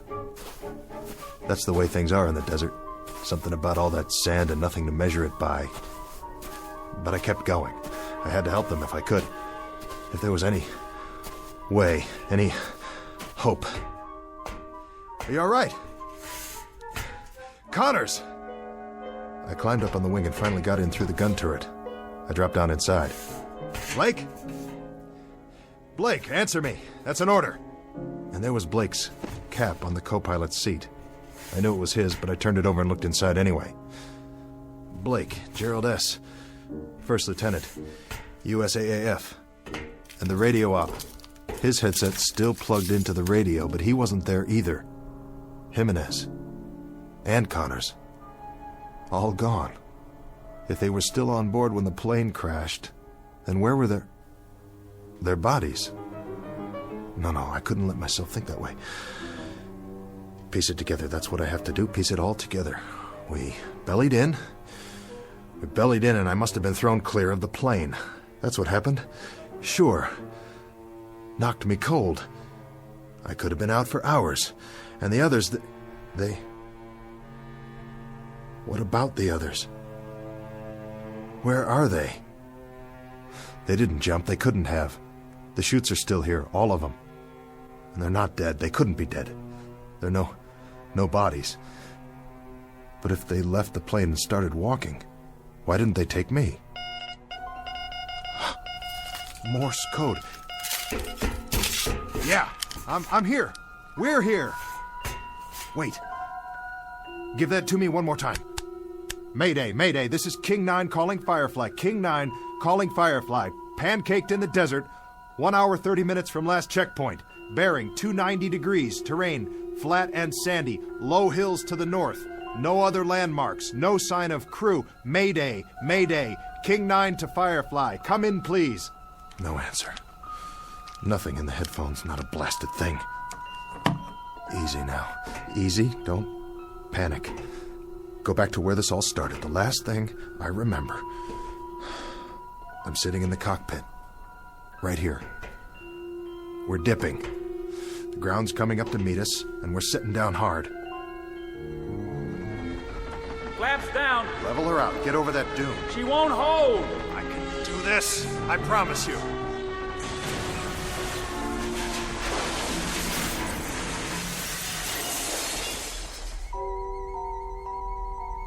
The crew. The whole crew was in the plane, and now they're gone, all of them. And I'm here with a king-size headache. So what? I got off easy. Nothing to worry about. But the main thing is not to forget. I'm responsible for this crew. I'm in charge. As far as it's within my power, I've got to keep them alive. I've got to keep them out of this. Every last man. I command this aircraft, and I'm responsible. I'm in charge. Nobody else. I'm responsible for all of them. Klein, Jimenez, Connors, Blake, Kransky, every last man. Who's out there? Blake? Is that you? Blake? Blake!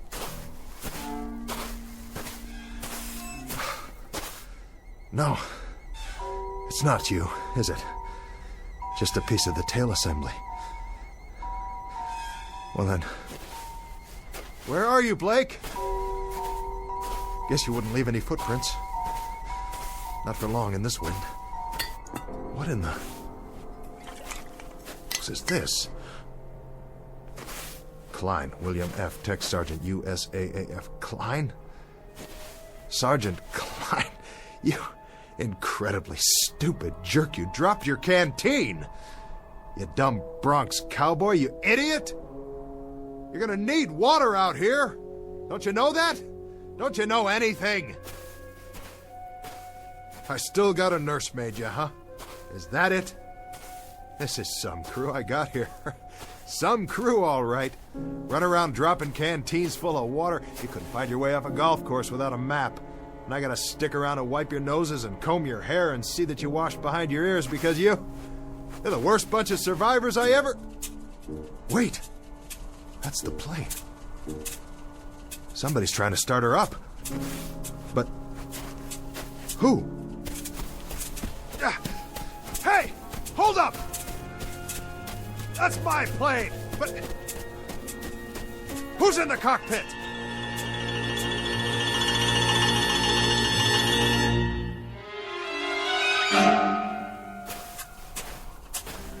Who's in my plane? Is that you, Blake?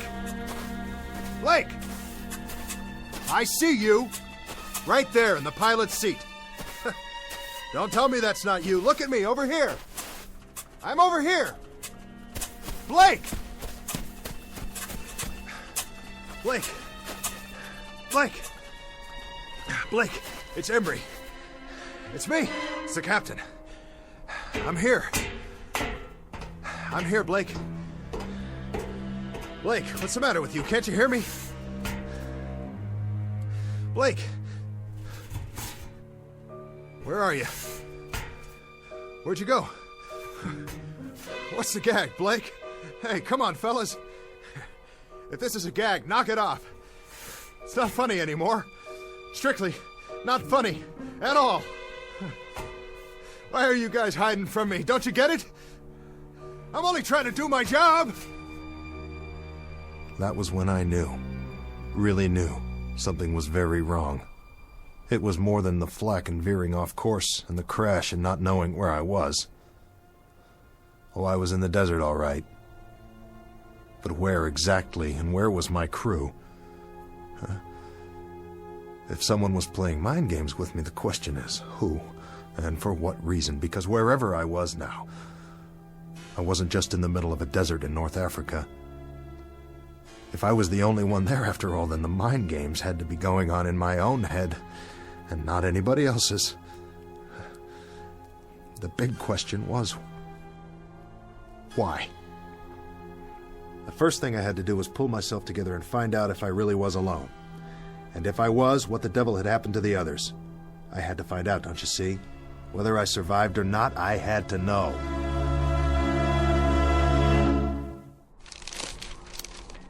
Gonna be a long night. Get a campfire going, then they'll see where I am. Hey! You out there, guys? Sure you are. You started walking, didn't you? With or without your canteens and your rations. But you won't get very far. You couldn't have. I wasn't out that long. Ooh, watch it, boys. The animals are restless tonight. Whatever kind of animals live in the desert. Blake! Jimenez! Connors! Klein! The whole lot of you! This is your captain speaking! Look over your shoulder! Here I am! I'm waiting!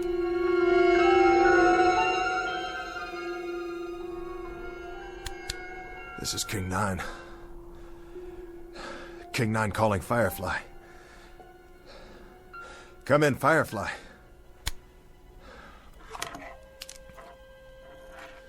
Let me tell you something, Firefly, if you're still out there. Now listen up. You better respond before the batteries run out, because I might not be here when you fly over. I might not even be here now. For all I know, I'm already dying out there. Lying in the sand with a fractured skull. This is all going on inside my brain-damaged head. For all I know, this whole thing is one big hallucination. Sure. Think about it. If I see something, or if I only think I see something, how can I tell the difference? How could I be sure? Could you? You ever have a nightmare, Firefly? Huh? Really bad nightmare? Well, you were scared, weren't you? Just the same as if it really happened. Sure you were. Yeah. Your eyes moved around and you were breathing fast and your heart was beating a mile a minute. So what's the difference? I mean, really, what's the answer? The only way you ever found out was when you woke up. This whole time, I could be sleeping, having a dream. Maybe I'll wake up and I'll be back at the base, or I tied one on and I'm in a booth right now with a girl I met in a bar someplace. Oh, wouldn't that tear it? Wouldn't that really, truly tear it? When the medics get a hold of me, they'll never let loose. They'll put me in a straitjacket and send me on tour like a freak. If they ever let me out of the loony bin, that is. But for now, I think I'll just take that chair Jimenez was sitting in and carry it outside and keep the fire burning. Because that's the only thing I can do till wake up.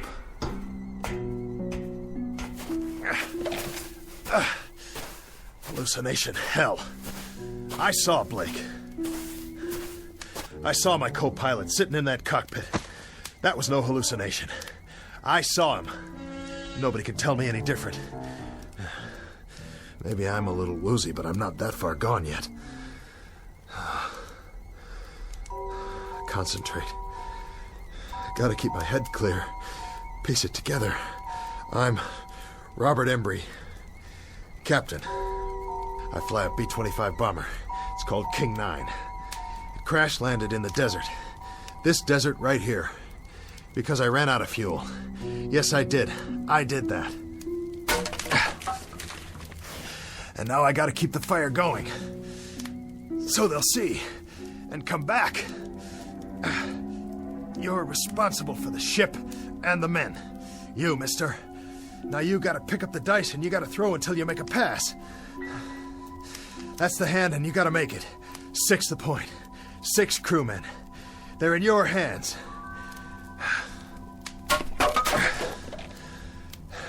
So what do you do first? You build the fire up. The chair will burn a long time soon as it catches. Here's some more newspaper from the base this morning. What's it say on the front page? Can't make it out. Picture of a plane. B-25 Mitchell aircraft found. Just like this one. Whose plane is that? Another one went down. Well, at least they found it. Maybe they'll find this one too. Sure they will. Just gotta wait a while.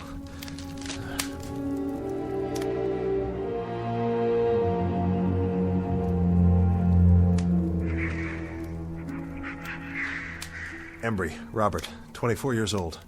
I took pre-flight training at Amarillo, and then I took multiple engine at Randolph, and I went to England. And then to Africa. And now we're based in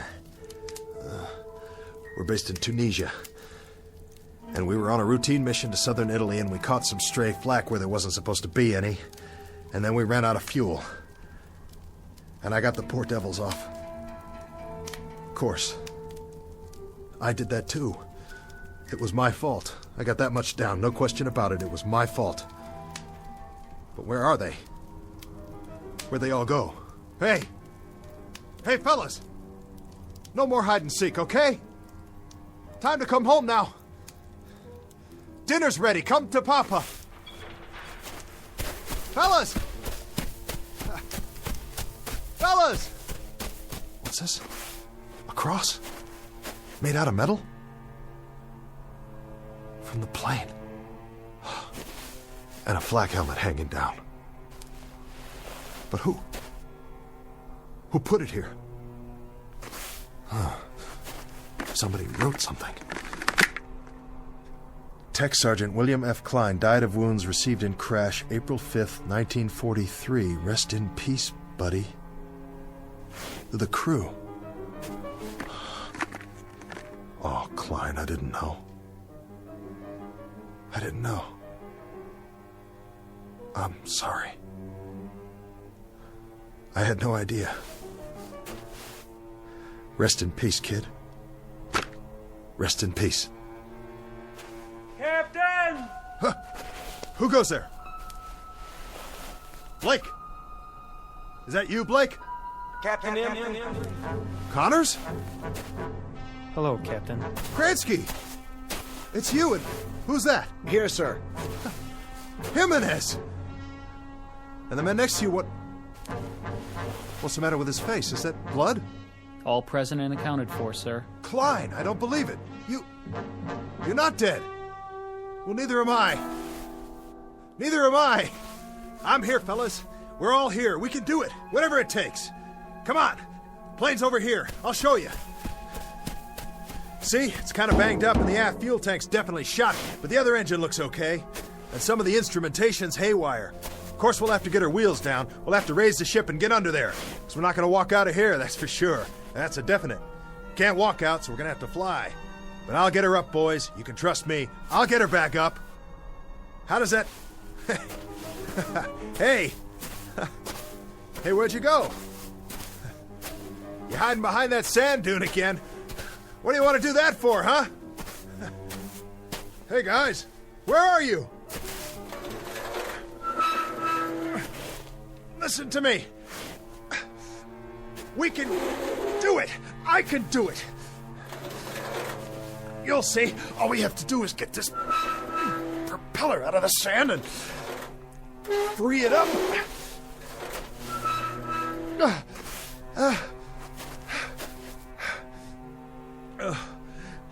Hey, team. You can talk, you know. Talk to me. Yell at me if you want. Tell me off. But say something. Where are you? Where are you?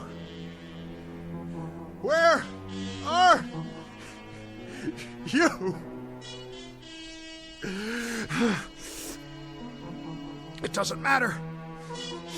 You were never here. You were never here. You're illusions. Mirages. That's all you are. You don't even exist. But there are no mirages at night. Only during the day, when the heat waves come off the sand. So either I'm dead, or out of my mind, or I'm off in limbo someplace. I'm unconscious, I'm sick, that's it. I'm cracked up in an army ward, or I'm down in the drink somewhere, drowning. Or I don't even exist any more than you do. There isn't a thing here, not a single thing that's real. Oh, God. Oh, God, you gotta tell me what's happening here. You gotta tell me. Please. You gotta give me a sign. What is that? Aircraft. I can see their lights. Yes! But they're moving too fast. I've never seen planes like that before. I've never even seen jets. I couldn't have, not yet. Jets. Jet aircraft. What do I know about jet aircraft? It's 1943. There's no such thing as jets yet, but I know about them. F-106s, F-105s, B-47s, B-52s, B-58s. I know all about them. I am Captain Robert Embry, United States Army Air Force. I'm the pilot of this bomber right here. We went to Italy this morning because it's World War II, and it's not over yet, and I'm right in the middle of it. Hey, crew! We've got to get out of here! We gotta get out of here! We gotta get out of here! Because if we stay here, I'll have to dig more graves and bury you all with my bare hands. Don't you worry, I'll take care of it because it's my responsibility. Yes. Yes. And I'll dig one more while I'm at it. One for your captain. One for me, too.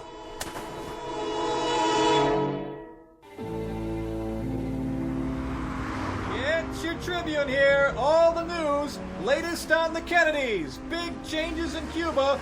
Mystery plane found in the desert. Read all about it. I'll take one. 10 cents. Get your latest news right here.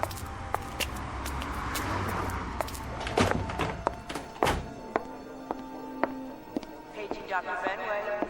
Dr. Benway, please go to ICU. VA Hospital, please hold. Where's Dr. Martin's office? 3rd floor to your right. Thank you. Veterans Administration, how may I direct your call?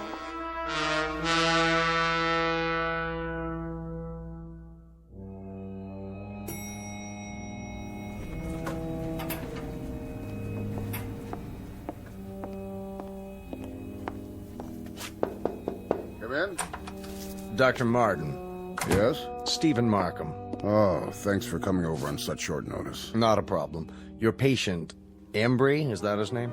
Robert Embry, age 41. He was admitted a few hours ago. May I see his chart? Happened this morning. He went by a newsstand, looked at a paper, and went into shock. When the ambulance got there, he was almost catatonic. This newspaper? Yes, that's the one. And that's what set him off, the front page? That's why I thought we should have a psychiatrist in on it. Odd. I thought so, too. So after he came around and told me the story, I spent the day digging into the fellow's background. I checked with the Pentagon in Washington. It's all confirmed. The information's in the file. He was a captain in the Air Force. Flew a B-25, Africa and Italy. 37 missions. Discharged in August 1943. Recurrent fevers. Any trouble since? Nothing. But if you look back at his original record, there is some suggestion of a psychological disturbance early on. He was discharged before they could find out much about it. It was all brought out in a Squadron MO's report just before his discharge. And this was his plane? That's the one. B-25 Mitchell bomber found. World War II bomber found intact in the desert. Lies 17 years in sand. Remains of crew not yet located. Hard to believe, isn't it? His plane and his crew, the King of Hearts. They took off for Italy on what was supposed to be a routine bombing mission. They'd done it many times before. But Embry never went on that last mission. He reported to sickbay that morning, and someone else flew the plane for him, his co-pilot, Blake. It never returned. And for 17 years, he's known that and carried it around with him buried deep in his gut. Not deep enough. When he saw the picture of his plane on the front page, he wasn't able to keep himself from letting out one scream, and then going into shock. The mind is a very delicate thing.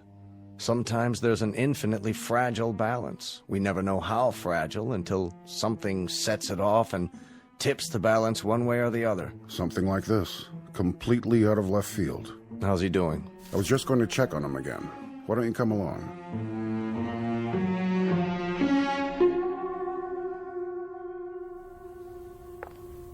Oh, Doctor, I'm glad you're here. Did he get any rest? For an hour or so. He still seems agitated and disoriented. Thank you, nurse. Dr. Markham here would like a word with him. Of course. How are you feeling, Mr. Embry? Sorry, I don't know what's wrong with me.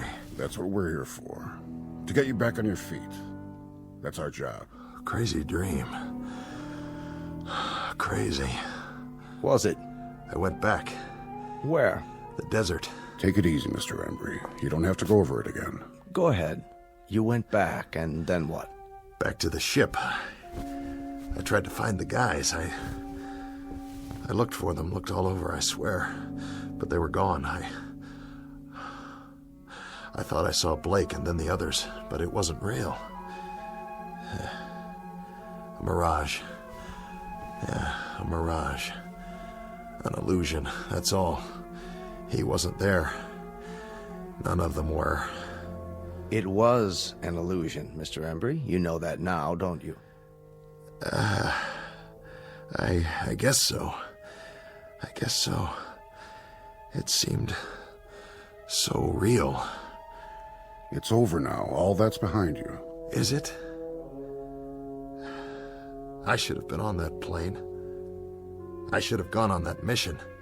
I chickened out. You didn't chicken out. And you had no way of knowing that the plane would never come back. You'll realize that as time goes on, and you'll feel better for it, Mr. Embry. It's out in the open now. You don't have to keep it buried inside you. That's what's been hurting all these years. How did you know? You've been carrying around one gigantic guilt complex for something that wasn't your fault. Buried. Yeah. Buried. I found Klein's grave. Did I tell you that? He was killed in the crash. Take it easy. But then I saw him. And I saw the others, too. I thought I did. I thought I did for a moment. The whole crew. I would have buried them, you know. The last thing I dreamed, I was digging graves for them in the sand so they could be buried just like he was. You need to get some sleep now. I'll ask the nurse to give you a sedative. As soon as you're ready, you can get back to your life, but there's no hurry about that. What you need right now is rest. Another crazy thing. Another part of the dream, whatever it was. I was standing in the desert, and I asked for a sign. And I looked up, and there were these planes overhead in the night sky. They were moving fast, and they made streaks, and I could tell by the sound they were jets. Isn't that wild? It was 1943 in the African desert, and up above me were jet planes, F-105s and 106s, just as if I'd gone back there today. Did I? Did I go back? To the plane? Is that possible? Of course it is. In your mind. That's how you went back, Mr. Embry. In your mind. The greatest time machine of all. Go to sleep, Captain Embry. You're entitled. You're going to be all right. Thank you, Doctor.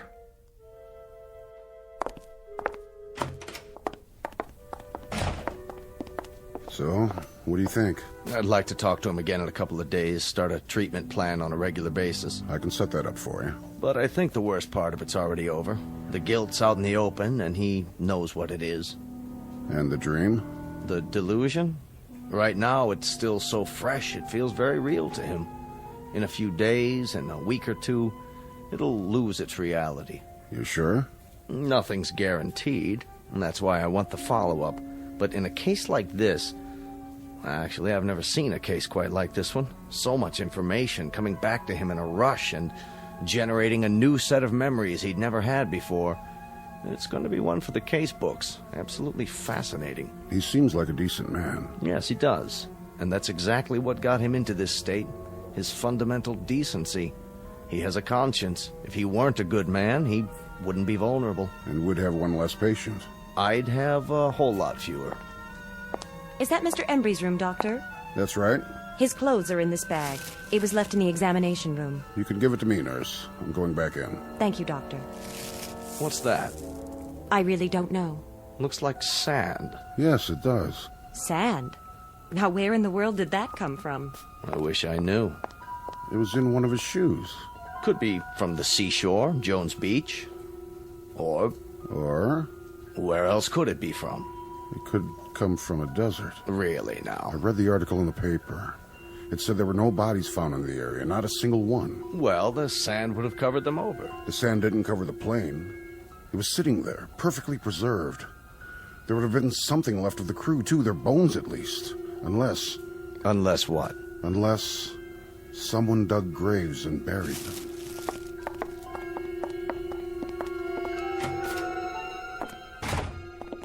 Mr. Embry. Looks like he finally dozed off. Good. Good for him. I'll just leave his things. Shirt, trousers, jacket, and shoes. Complete with several ounces of white sand. Where do you suppose it's from? Maybe a fishing trip he took recently? Very recently. Or from a plane. From a B-25 called the King of Hearts. Wherever it's from. Rest easy, Mr. Embry. You've had a long journey back. Very long. Now you can rest. Meanwhile, I'll leave your shoes by the bed. You'll need them when you're back on your feet, which will be soon. Very soon indeed. Captain Embry. Godspeed.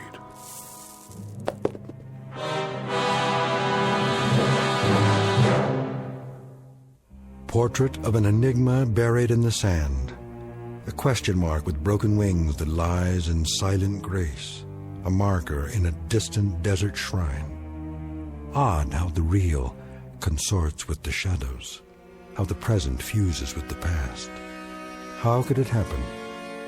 The question is on file in a barren desert. And the answer? The answer is waiting for us in the Twilight Zone.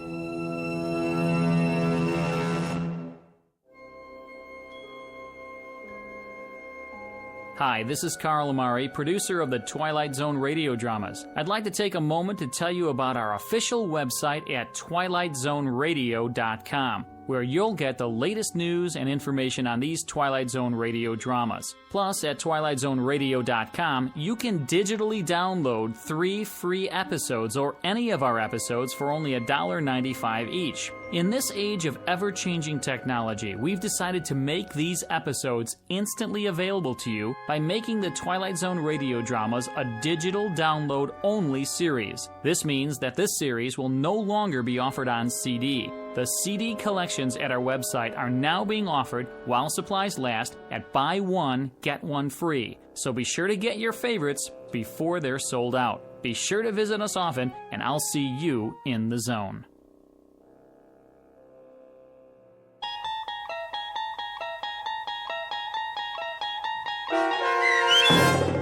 King 9 Will Not Return, starring Adam Baldwin with Stacy Keach as your narrator, was adapted for radio by Dennis Etchison and based on a script by Rod Serling. Heard in the cast were Rich Kominick, Christian Stolte, Craig Wickman, Doug James, Linda Ryder, Michelle Graff, Paul Patch, Carl Amari, Roger Walski, and Vince Amari. To learn more about the Twilight Zone radio dramas and to obtain audio cassettes and CDs of these programs, visit our website at twilightzoneradio.com. This copyrighted radio series is produced and directed by Carl Amari and Roger Wolski for Falcon Picture Group. Doug James speaking.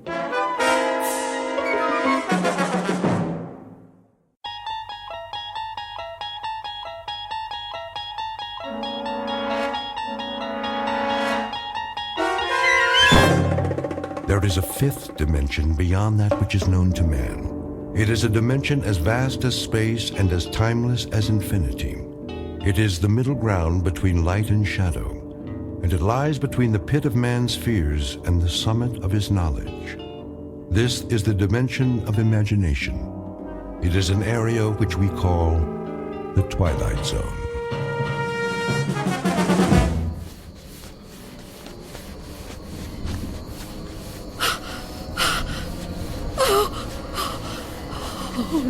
Oh, no, where am I? What am I doing outdoors? I don't remember leaving my... Oh, it's so dark.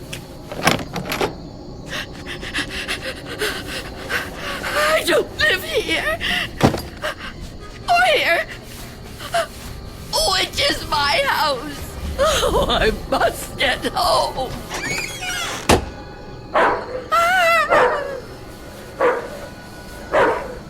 May I assist you, madam? You startled me. I've lost my way. My home is somewhere around here, I'm sure, but I don't know where. Perhaps I can help you find it. Oh, thank you. Thank you. I don't even know how I came to be out here.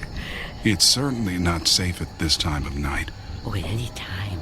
Well, surely the daytime when the streets are crowded. No, that's when it's most dangerous. For me. So you see, I never go out. Never? Never. But, dear lady, why not? I'm afraid. Afraid? Of something or someone? someone. It's difficult to explain. Please, try me. Oh, I'm not sure you'd believe me. You'd think I'm just a senile old woman. I'd believe you, Wanda. What did you call me? Wanda. That is your name, isn't it? Yes, but I didn't tell you that. You didn't? Are you certain? Yes, I'm certain. How do you know my name? Because I've been looking for you for a long time, Wanda. Oh, no. You've kept me at bay for many years, but no longer. No! Get away from me! There's nowhere to turn, Wanda. You don't know where you are, remember? You certainly couldn't run from me, a frail old woman like you. Please! No, I won't let you! Say that again. It amuses me. You won't let me? How do you imagine you're going to stop me? You really have no choice, Wanda. There's nowhere for you to go now. Come to me, old woman. Take my hand. No! Take my hand. No! No! No!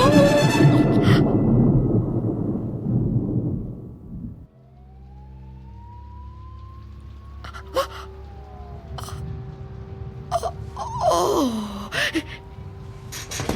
it was the dream. The dream again. I'm home. Of course I'm home. Where else would I be? But is it night or day? Oh, that's right. The clock is broken. It's been broken a long time. Can't get it repaired, can I? Not without going. No, I can't. I mustn't. I have to resist every temptation. Oh, really, Wanda? How could you be so careless? How could you fall asleep before... Oh, I must check.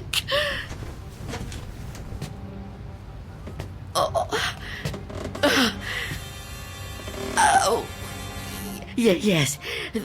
The boards and the windows are still secure. Is that... Can I feel a breeze? Is there a gap? Oh, not enough. Not enough. He still can't get in. Oh, what about the door?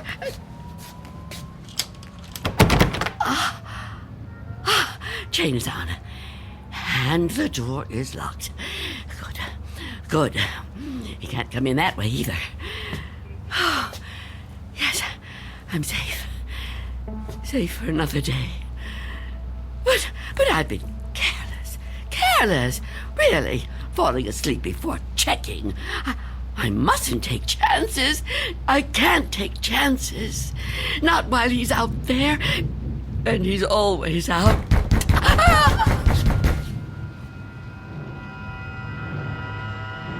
Miss Dunn? Miss Dunn, are you all right in there? Who are you? It's Barry. Mr. Fabian, you know, from the grocery store. I know we've actually never met, but, well, we've spoken on the phone, Miss Dunn. At least we used to. Do you even have a phone anymore? Anyway, you know me, right? What do you want? I'm delivering your groceries, Miss Dunn. You remember? Charlie, the kid who works for me, was supposed to bring them, I know, but he called in sick. Yeah, kids these days, huh? No sense of responsibility. Anyway, I thought I'd better get them to you now instead of waiting till tomorrow. I figured, you know, you'd be waiting for them. Is that all right? Put the food through the letterbox. The letterbox, right. Okay. Oh. Thank you, Mr. Fabian. Your money is coming under the door now. Under the door. Here it is. Miss Dunn, wouldn't it be easier to just... $6 and... Okay. 32 cents.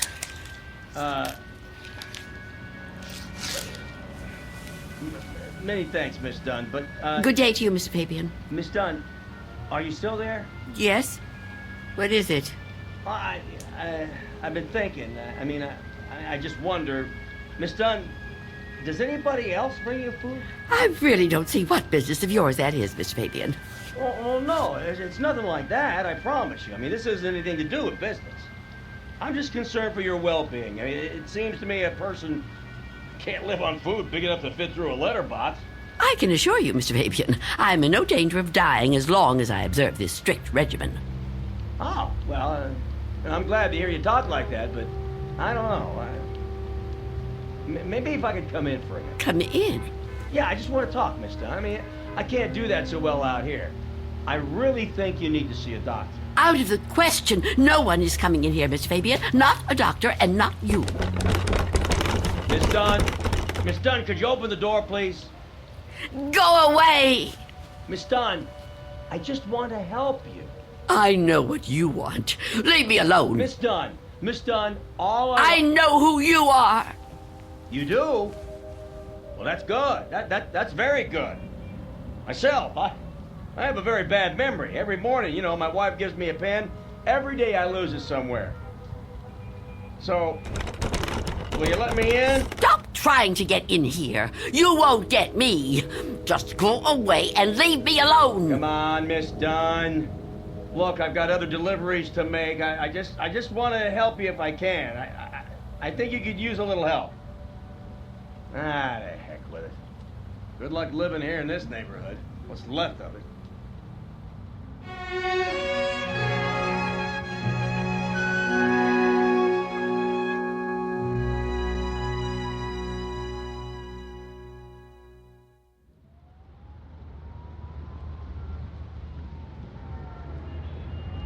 Go away. I won't let you in. I won't let you get me. Leave me alone. I don't want to die. I don't want to die. Please! Freeze!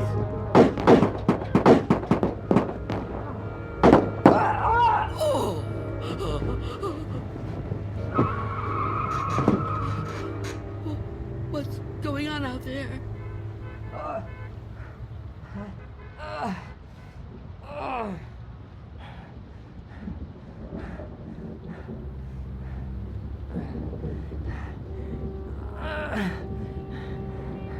Help!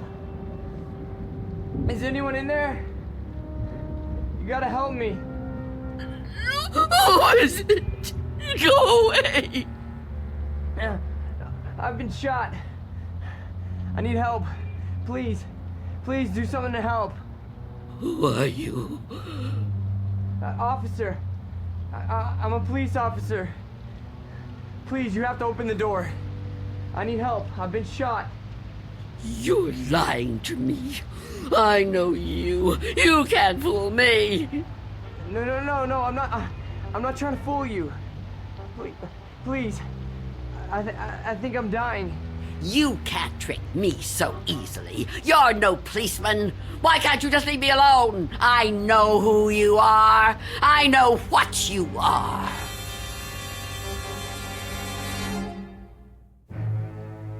An old woman living in a waking nightmare. An old woman who has fought 1,000 battles with death and has always won. Now she's faced with a grim decision. A decision that might to others seem the simplest in the world. That of whether or not to open a door. And in some strange and frightening way, she knows that this seemingly ordinary door leads to the Twilight Zone. And now, The Twilight Zone and our story, Nothing in the Dark, starring Marshall Allman, with Stacy Keach as your narrator.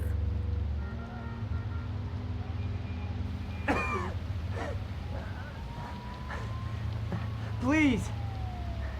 Why won't you help me? Stop this! Why must you do this to me? I'm losing a lot of blood. It's so cold out here. Listen to me. I'm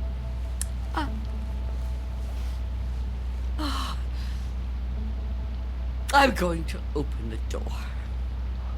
Oh, thank you. Thank you. but I'm leaving the chain on. Don't even try to touch me. I won't let you. Don't worry. I'm not gonna hurt you. I couldn't hurt anybody. Oh. You're so young. Almost a child. Unless you help me, I'm gonna die. I don't think I can even move very far. Oh, don't say that. Oh, it isn't fair. No, it just isn't fair. You keep trying to trick me. I don't know what you're talking about. Don't move. Don't do that again, or I'll close the door. What? Listen, lady. I've been shot. I'm bleeding to death. Do you understand? Do you understand? Please. My name is Harold Belden. I need a doctor. I need a doctor right away. Please, call the hospital. I can't get there myself. I can't call the hospital. I haven't got a telephone. Not anymore. Then let me come inside. You can't just leave me. I'm begging you, I'm freezing. I have to unlock the door. You can't ask me to do that. You can't. I don't want to die. You understand? So you're not gonna help me? You're just gonna let me die out here? I know who you are. No, I told you who I am. My name is Belden. Officer Harold Belden. That's not her name. There is no such person. Stop trying to trick me. I don't understand why you keep saying that. Look, it hurts. It hurts, okay? Please, lady, please. Stop! Stop! Oh, why are you torturing me like this? I tell you, it isn't fair. I don't want to die. Well, I don't want to die either. If I could get help for myself, I would, but I can't move. I've been shot in the side, you see? Look, look, I'm bleeding. Oh, it isn't fair. It isn't fair.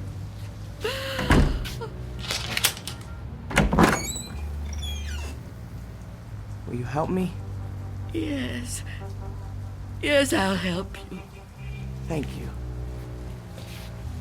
Take my hand. What? Take my hand. Pull me inside. No, I won't. I mean, I can't. Oh, can't you? Can't you crawl in? Well, I don't think so. Please try. Quickly. I don't want to leave the door open.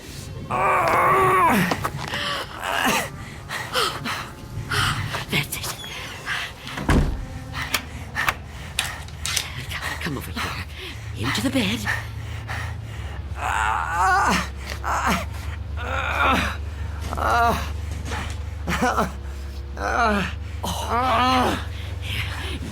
You just rest.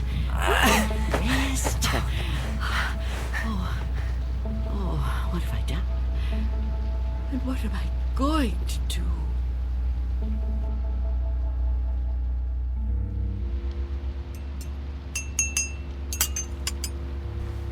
Officer? Officer? Officer? Oh, I'm so sorry. What a...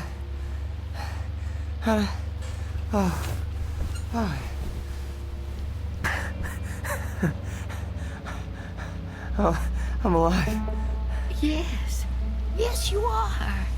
Yeah, you're the lady that helped me. Yes. Eventually. Now, drink this. What is it? Tea. There's no milk, I'm afraid. No, don't get up, officer. Conserve your strength. Yeah, thank you. Thank you. Please, call me Harold. You saved my life. I owe you at least that much. Is it good? It's fine. Thank you. How long have I been out? Hours. What time is it? I'm not sure. Morning, I think. What do you think? I don't have a clock. Well, I guess it is morning. It's hard to tell. What happened to your windows? Who boarded them up? Well, I did. A long time ago now. But they're still as strong as ever. What? Why would you do that? Oh, I have my reasons. Well, we all have our own reasons for doing things. Why would you want to be a policeman? To be in a job where people try to kill you?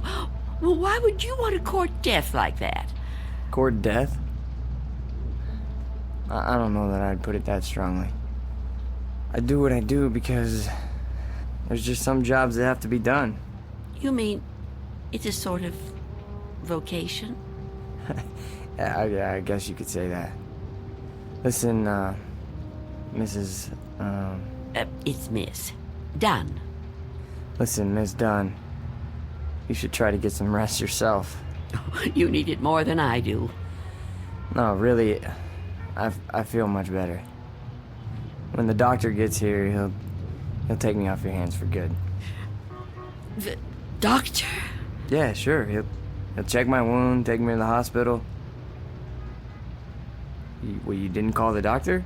No, I didn't. Why not? I told you last night. I haven't got a telephone. Don't you remember? No, I don't. I was kind of out of it last night, I guess. Oh, of course. Perhaps you could use your radio to ask someone to come get you. Well, you could wait outside for them. No, I busted my radio when I fell on it. You see? I don't think I got the strength left to get up on my own. Look, couldn't you go to one of the neighbors? Oh, there aren't any. What are you talking about? There aren't any neighbors. There must be. Everyone has neighbors. Well, I don't. Not anymore. Why? What happened? They've all moved away. Not all of them. That's impossible. All of them! Trucks came and took away their furniture. First one, and then another. Is something happening to these buildings? I wouldn't know. I'm sorry to ask, but how can you not know something like that? I mean, if it was my home... I don't have a great deal of contact with the outside world. I haven't for quite some time. I couldn't even tell you who the president is. Wow. But there has to be somebody around who can help, you know? Or maybe a phone booth somewhere where you could call a doctor. Perhaps. I don't know. But even if I could call the doctor somehow, I couldn't take a chance and let him in. Why not? It's too dangerous. Dangerous for you? Yes. You let me in. Oh, I didn't have a choice. You were going to... I didn't know if I could trust you, but I'm still alive. Of course you're still alive. What do you think I was gonna do? I mean, but the doctor, he's not gonna be any harm to you. I keep telling you I can't let the doctor in. I can't let anyone else come in. Don't you see? It might be him. It might be him. Who? Him who? Mr. Death. Mr. Death? What? I know he's out there. He's trying to get in. He comes to the door and knocks. He begs me to let him in. Last week, he said he was from the gas company. The gas company? Oh, he's clever. After that, he claimed to be a contractor hired by the city. He said this building was condemned, that I'd have to leave. But I knew who he was. I kept the door locked, refused to let him in. Eventually, he went away. Condemned, huh? I mean, that explains why there's no one else in the neighborhood. No, he knows I'm on to him. Yesterday, he said he was Mr. Fabian from the store. But all he really wanted was to come in. That's all he ever wants. Wait a second. No, it's no use. You wouldn't understand. I knew you wouldn't. How could you? Well, I mean, wait, but I want to understand. I do. I mean, this man you're afraid of, you say he's Mr. Death. That's right. You don't mean just anybody, do you? You mean like death, right? Death. That's right. So is this Mr. Death a person like you or me? I know it sounds crazy to someone like you, to anyone but me, but it's true. I know it's true. Okay, I understand what you're saying, but, I mean, people die all the time, all over the world. Now how could one man be in all those places at once? I don't know. Don't ask me that. Maybe there's more than one of him. Maybe. I didn't mean to upset you. Please don't cry. I'm not gonna hurt you. I'm sorry. Okay? Can I have another cup of tea? Please? Of course. Tell me about Mr. Death. Your tea. Thanks. Please, Mr. Death. I would like to know about him. All right. At first, I couldn't be sure. It was a long time ago. Everything is. It's been so long since anything happened to me. But I was on a bus. There was an old woman sitting in front of me, knitting a scarf, I think. There was something about her face. I felt I knew her. Then a man got on the bus. He wasn't special in any way. Not short, not tall, not fat. Just a man. I remember that there were empty seats, but he sat down right next to the old woman. He didn't say anything to her, but I felt that his being there upset her in some way. I couldn't understand why. He seemed like such a nice man. And when the old woman dropped her ball of yarn, he bent down and picked it up, right in front of me. He held it up to her. I saw their fingers touch. He stood up and got out the next stop. I couldn't move. It was as if I knew what had happened. But I couldn't do anything. I was just so frightened. When the bus finally reached the end of the line, the driver came over to the woman. He thought she was asleep. But I knew she was... What, dead? Dead. And right then and there, I knew it was his touch that killed her. Okay, but you said it yourself. She was an old woman. Okay, just because this man touched her... Mr. Death. Just because he touched her hand, it doesn't mean he killed her. Maybe what you saw was just what it looked like. A man trying to be helpful. I mean, the real cause of her death might have been, I don't know, a heart failure or a stroke or something. I don't know. No, he killed her. Okay, I'm a cop. I've seen dead bodies. I've seen people that were killed by guns, knives, but never by a touch, okay? The man being there when she died, that's just a coincidence. But seen him since then, several times. I've seen him in crowds. I've watched for him. Every time someone I knew died, he was there. He, the same man, the one on the bus. No. Once he was a young soldier, then a salesman, a taxi driver. Someone you wouldn't notice unless you were watching closely. But you could see him. Oh, yes. And I wondered why that should be. Why I could see him when no one else could. And then I knew. Why? It was because I was getting older. And my time was coming. I could see clearer than younger people, people like yourself. Now, do you understand? Oh, I know you don't believe me. That would be too much to ask of anyone.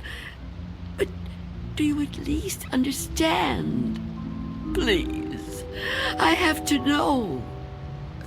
All right. Maybe. Maybe, okay? But if there is some Mr. Death who's able to visit all the people in the world like Santa Claus... Don't mock me. I'm not meaning to mock you, okay? I would never do that. I swear. But if he's real... He is. If he's real, then I don't see what the problem is. You don't see what the problem is? Oh, you must be joking. No, I mean, if you know what he looks like, what have you got to be afraid of? If you're right, and you can see death, I'd say you're kind of fortunate. Fortunate? Sure, yeah. I mean, you'd be able to see him coming. You could just avoid him. Oh, didn't I tell you his face is always different? He's different sizes, different ages, different races. I couldn't be sure. Well, how about when you go out? Out? Sure. Well, I know you said you don't have much contact with the outside world, but you have to go out sometime. I mean, to the shops or something, you know? Now, couldn't he touch you then, if he wanted to? No. Why not? I never go out. Never. Never. Oh, I haven't been out for years. I don't know how many. I don't keep count. That would be too depressing. But I suppose you can guess from the smell. You're too polite to mention it. But it must bother you as much as it bothers me. So what do you do about food? The boy at Mr. Fabian's store delivers it. But I never open the door to him. How can you live like this? Oh, don't think I enjoy it. So why do you do it? Because if I don't live like this, I won't live at all. If I don't watch out, if I let down my guard even for a moment, he'll get in. I know he will. I haven't always lived like this, you know. I was young once. People said I was pretty. I lived out in the sunlight. I hated to be inside even for a minute. My mother always said I'd spoil my fine complexion, but I didn't care. I loved outdoor things. I lived out in the sunlight, so warm, so beautiful. Beautiful, like I once was. You're still beautiful. Oh, no, I'm not. I'm old and cold. I miss the warmth of the sun so much. See that patch of sunlight on the floor? Where's it coming from? I think it's coming in from between the cracks in the boards of the window over there. Oh, yes. It's so warm to the touch. You know, I've always hated the dark and the cold. And now I'm old. I've lived a long time, but I don't want to die. I've heard people say it was his time when an old person dies. But it's not your time if you're not ready to die. I'd rather live in the dark than not live at all. Miss Dunn, I promise you, there's nothing to be afraid of. We're all alone here. Hey, there's nobody outside the door. I know you're upset, okay? And you're clearly under a lot of pressure. But I think all you need is some rest. Officer. Yeah, and I need help. Oh, I don't know what to do. Just give me some medical attention. Look, I don't know how badly I've been hurt, okay? But I've lost a lot of blood. And I need help soon. Or I don't know how much longer I can... I've told you I can't go out there. You can't ask me to do that. Look, this whole Mr. Death thing, I promise you, you don't have anything to worry about. Shh. Someone's coming. Well, get them to help me. No! There's nothing to be afraid of. Please, answer it. Go on. That's right. Go ahead. You're doing fine. Answer it. Go on. I'm keeping the chain on. That's fine. Do whatever you want. Just see who it is and get them to call for help. I'm sorry, lady, but I got my orders. No! Get away! Officer Belden, help me! I can't fool around any longer. Step aside, I'm coming in.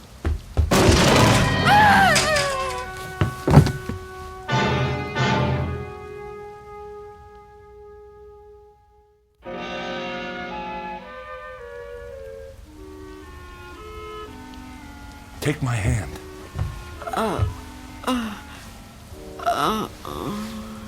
Easy, lady. Just lie quiet there till you get your strength back. What? You gave me quite a scare there when you fainted like that.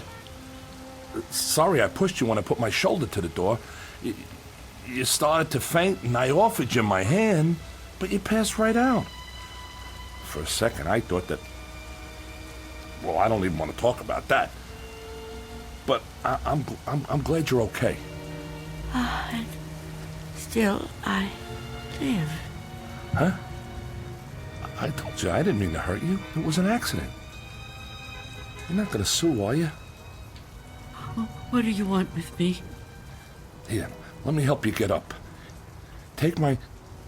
I can get up myself.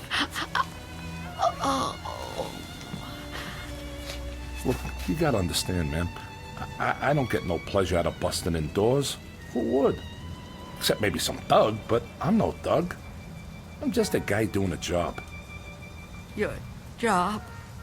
Look, you don't seem to realize how important this is. I've got a crew and equipment coming in an hour to pull this tenement down. Begging your pardon, man, but looking at this place, I say it's long overdue. Frankly, I'm kind of surprised it's still standing. And you're really not Mr. Death? Mr. Who? I don't know what you're talking about, ma'am. My name's Armstrong. Bud Armstrong. I don't know about any Mr. whatever you said. All I know is I got a contract to demolish this row of buildings. That's what I got to do. Everybody else moved out a long time ago. Until the other day, I thought this whole building was deserted. I seen them windows boarded up, and I figured you moved out when the rest of them did. Thank goodness I met that guy from the grocery store, that Mr. Fabian. Oh, Mr. Fabian. Then he was real, after all. Real? What are you talking about? I told him about my job down here, then he told me all about you, that he was worried about you. Told me he had a kid bring you your stuff. That was the first I knew about you, and it's darn lucky I found out. Well, you'd still be in here when the wrecking ball hits. Now, come on. We gotta get out of here. You want me to go outside? Sure. Didn't you just hear me? This place is coming down. You can't stay in here. You want me to leave here? You have to. I can't. It's Miss Dunn, right? Well, Miss Dunn, you were notified about the demolition job months ago. Look, I'm not out to bully you. I'm just trying to do my job here. These buildings were condemned by the city. Can't say I blame them. And I'm the one who's got to tear them down. Tear them down? Wow, can you? Look around you, ma'am. This building has had it. You can see that. I can see that. Anyone could see that. It's all worn out, dilapidated. All these buildings have got to come down. You seem like a nice person. A nice person shouldn't have to live in a place like this. Now let's the two of us just... Get away from me! Don't touch me! Please don't act like this. I ain't a monster, lady. I've got a heart just like anybody else, and I can see how you could get attached to a place, but, not want to see it wrecked. But when a building's this old, it's not fit to live in no more. It's dangerous. It's got to come down to make room for a new one, a stronger one. That's life, lady. Old make room for the new, you know? No. People get the idea that I'm some kind of destroyer. They think I get kicks out of tearing stuff down. But that ain't the way it is. No, that ain't the way it is at all. I just clear the ground so other people can build on it. In a way, I guess I kind of help them to it. Can't have one without the other, am I right? Look around you. It's just the way things are, like when a big tree falls in the forest and a new one grows right out of the same ground. Old animals die and young ones take their places. It's just nature. That's how it is.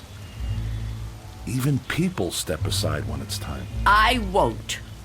When I finally kick the bucket or when I get too old to contribute, my son-in-law will probably take over The door!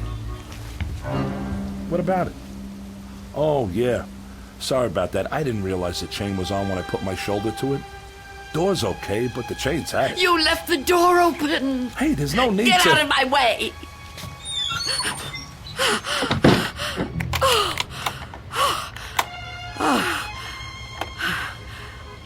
You don't have to do that. What's the sense of locking a door that won't even be here in an hour?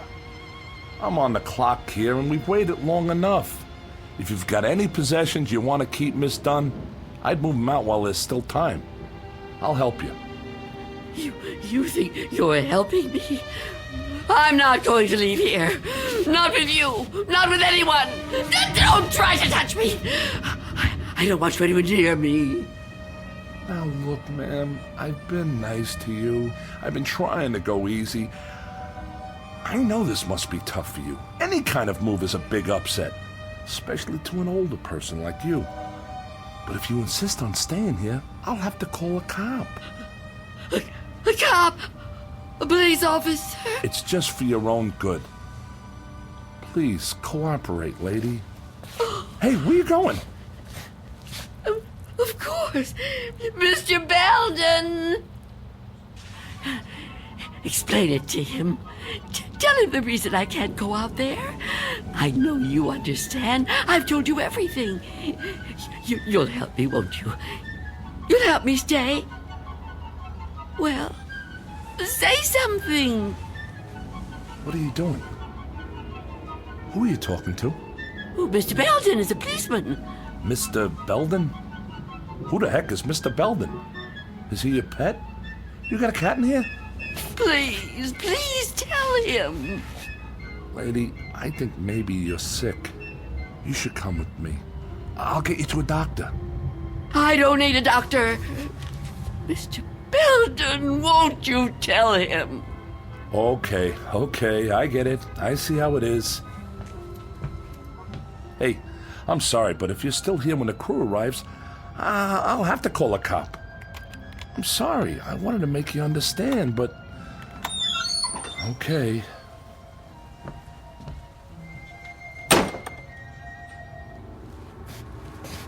What's the matter with you? Why didn't you say something? Why didn't you help me? I thought you understood. I thought you'd help me. I think the question you should be asking yourself, Wanda, is how he looked straight at this bed and didn't see me. You called hurt me, Wanda. But I never told you my first name. Oh, no. No. It's not true. It's not true. Yes, it is. The mirror, Wanda. Look in the mirror. What do you see? I can't. I won't. Look in the mirror, Wanda. What do you see? I see nothing. Nothing but an empty bed. Turn around. Now what do you see? I see you, Mr. Death.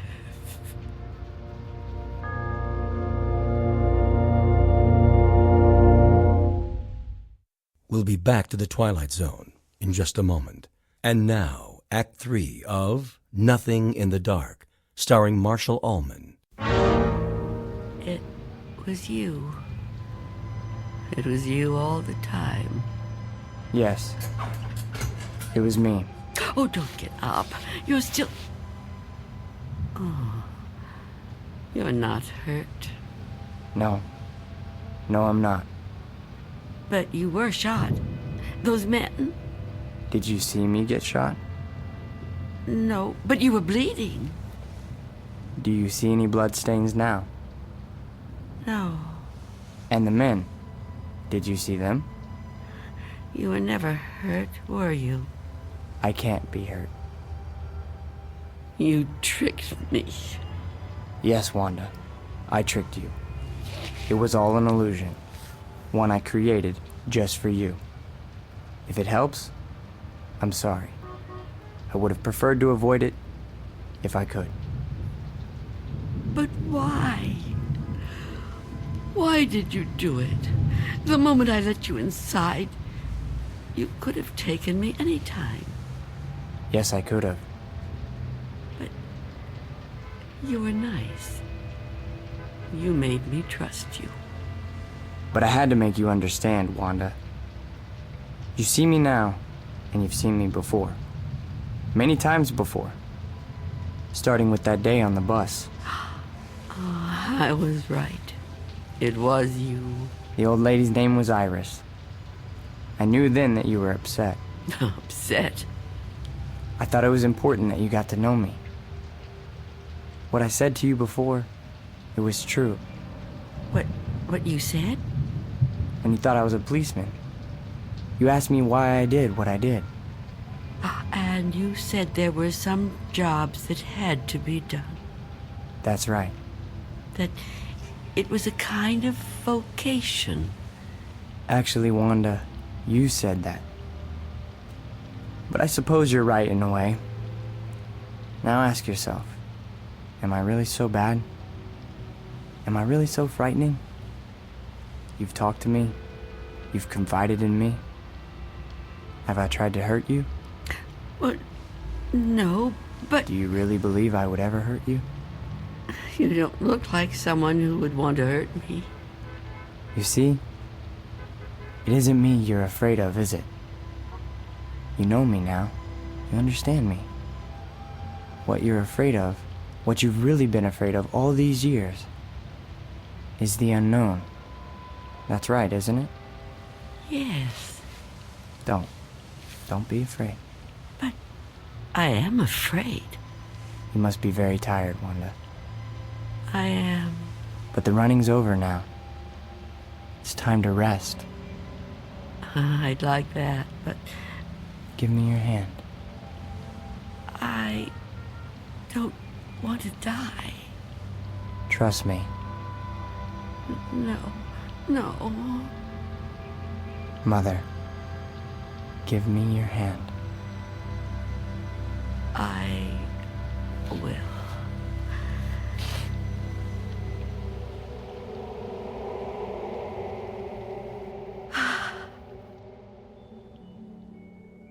There. You see? See? See what? No shock. No engulfment. no loud thunder. What you feared would come like an explosion is like a whisper. What you thought was the end is the beginning. When will it happen? When will we go? Go? Yes. I'm ready now. Look over there, on the floor. What is there to... Oh. Now do you understand?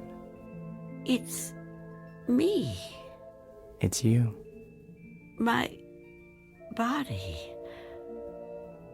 I look so calm. You see? We have already begun. Come with me. Yes. Please. I'd like to.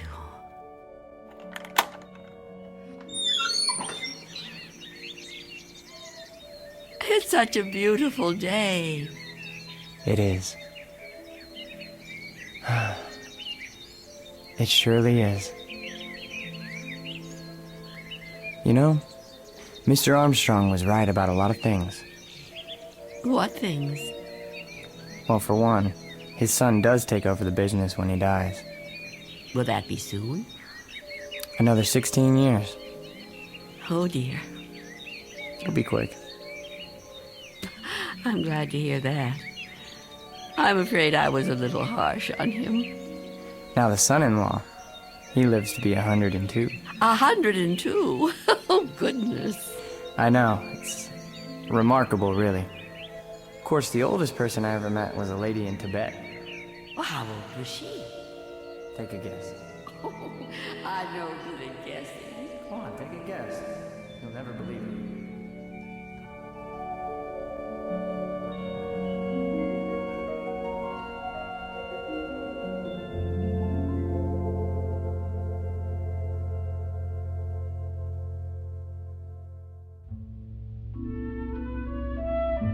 There was an old woman who lived in a room, and like all of us, was frightened of the dark, but who discovered in the minute last fragment of her life that there was nothing in the dark that wasn't there when the lights were on.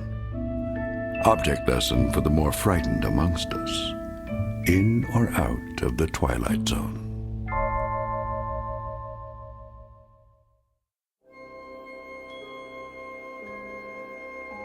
Hi, this is Carl Amari, producer of the Twilight Zone radio dramas. I'd like to take a moment to tell you about our official website at twilightzoneradio.com, where you'll get the latest news and information on these Twilight Zone radio dramas. Plus, at twilightzoneradio.com, you can digitally download 3 free episodes or any of our episodes for only $1.95 each. In this age of ever-changing technology, we've decided to make these episodes instantly available to you by making the Twilight Zone radio dramas a digital download-only series. This means that this series will no longer be offered on CD. The CD collections at our website are now being offered while supplies last at buy one, get one free. So be sure to get your favorites before they're sold out. Be sure to visit us often, and I'll see you in the zone.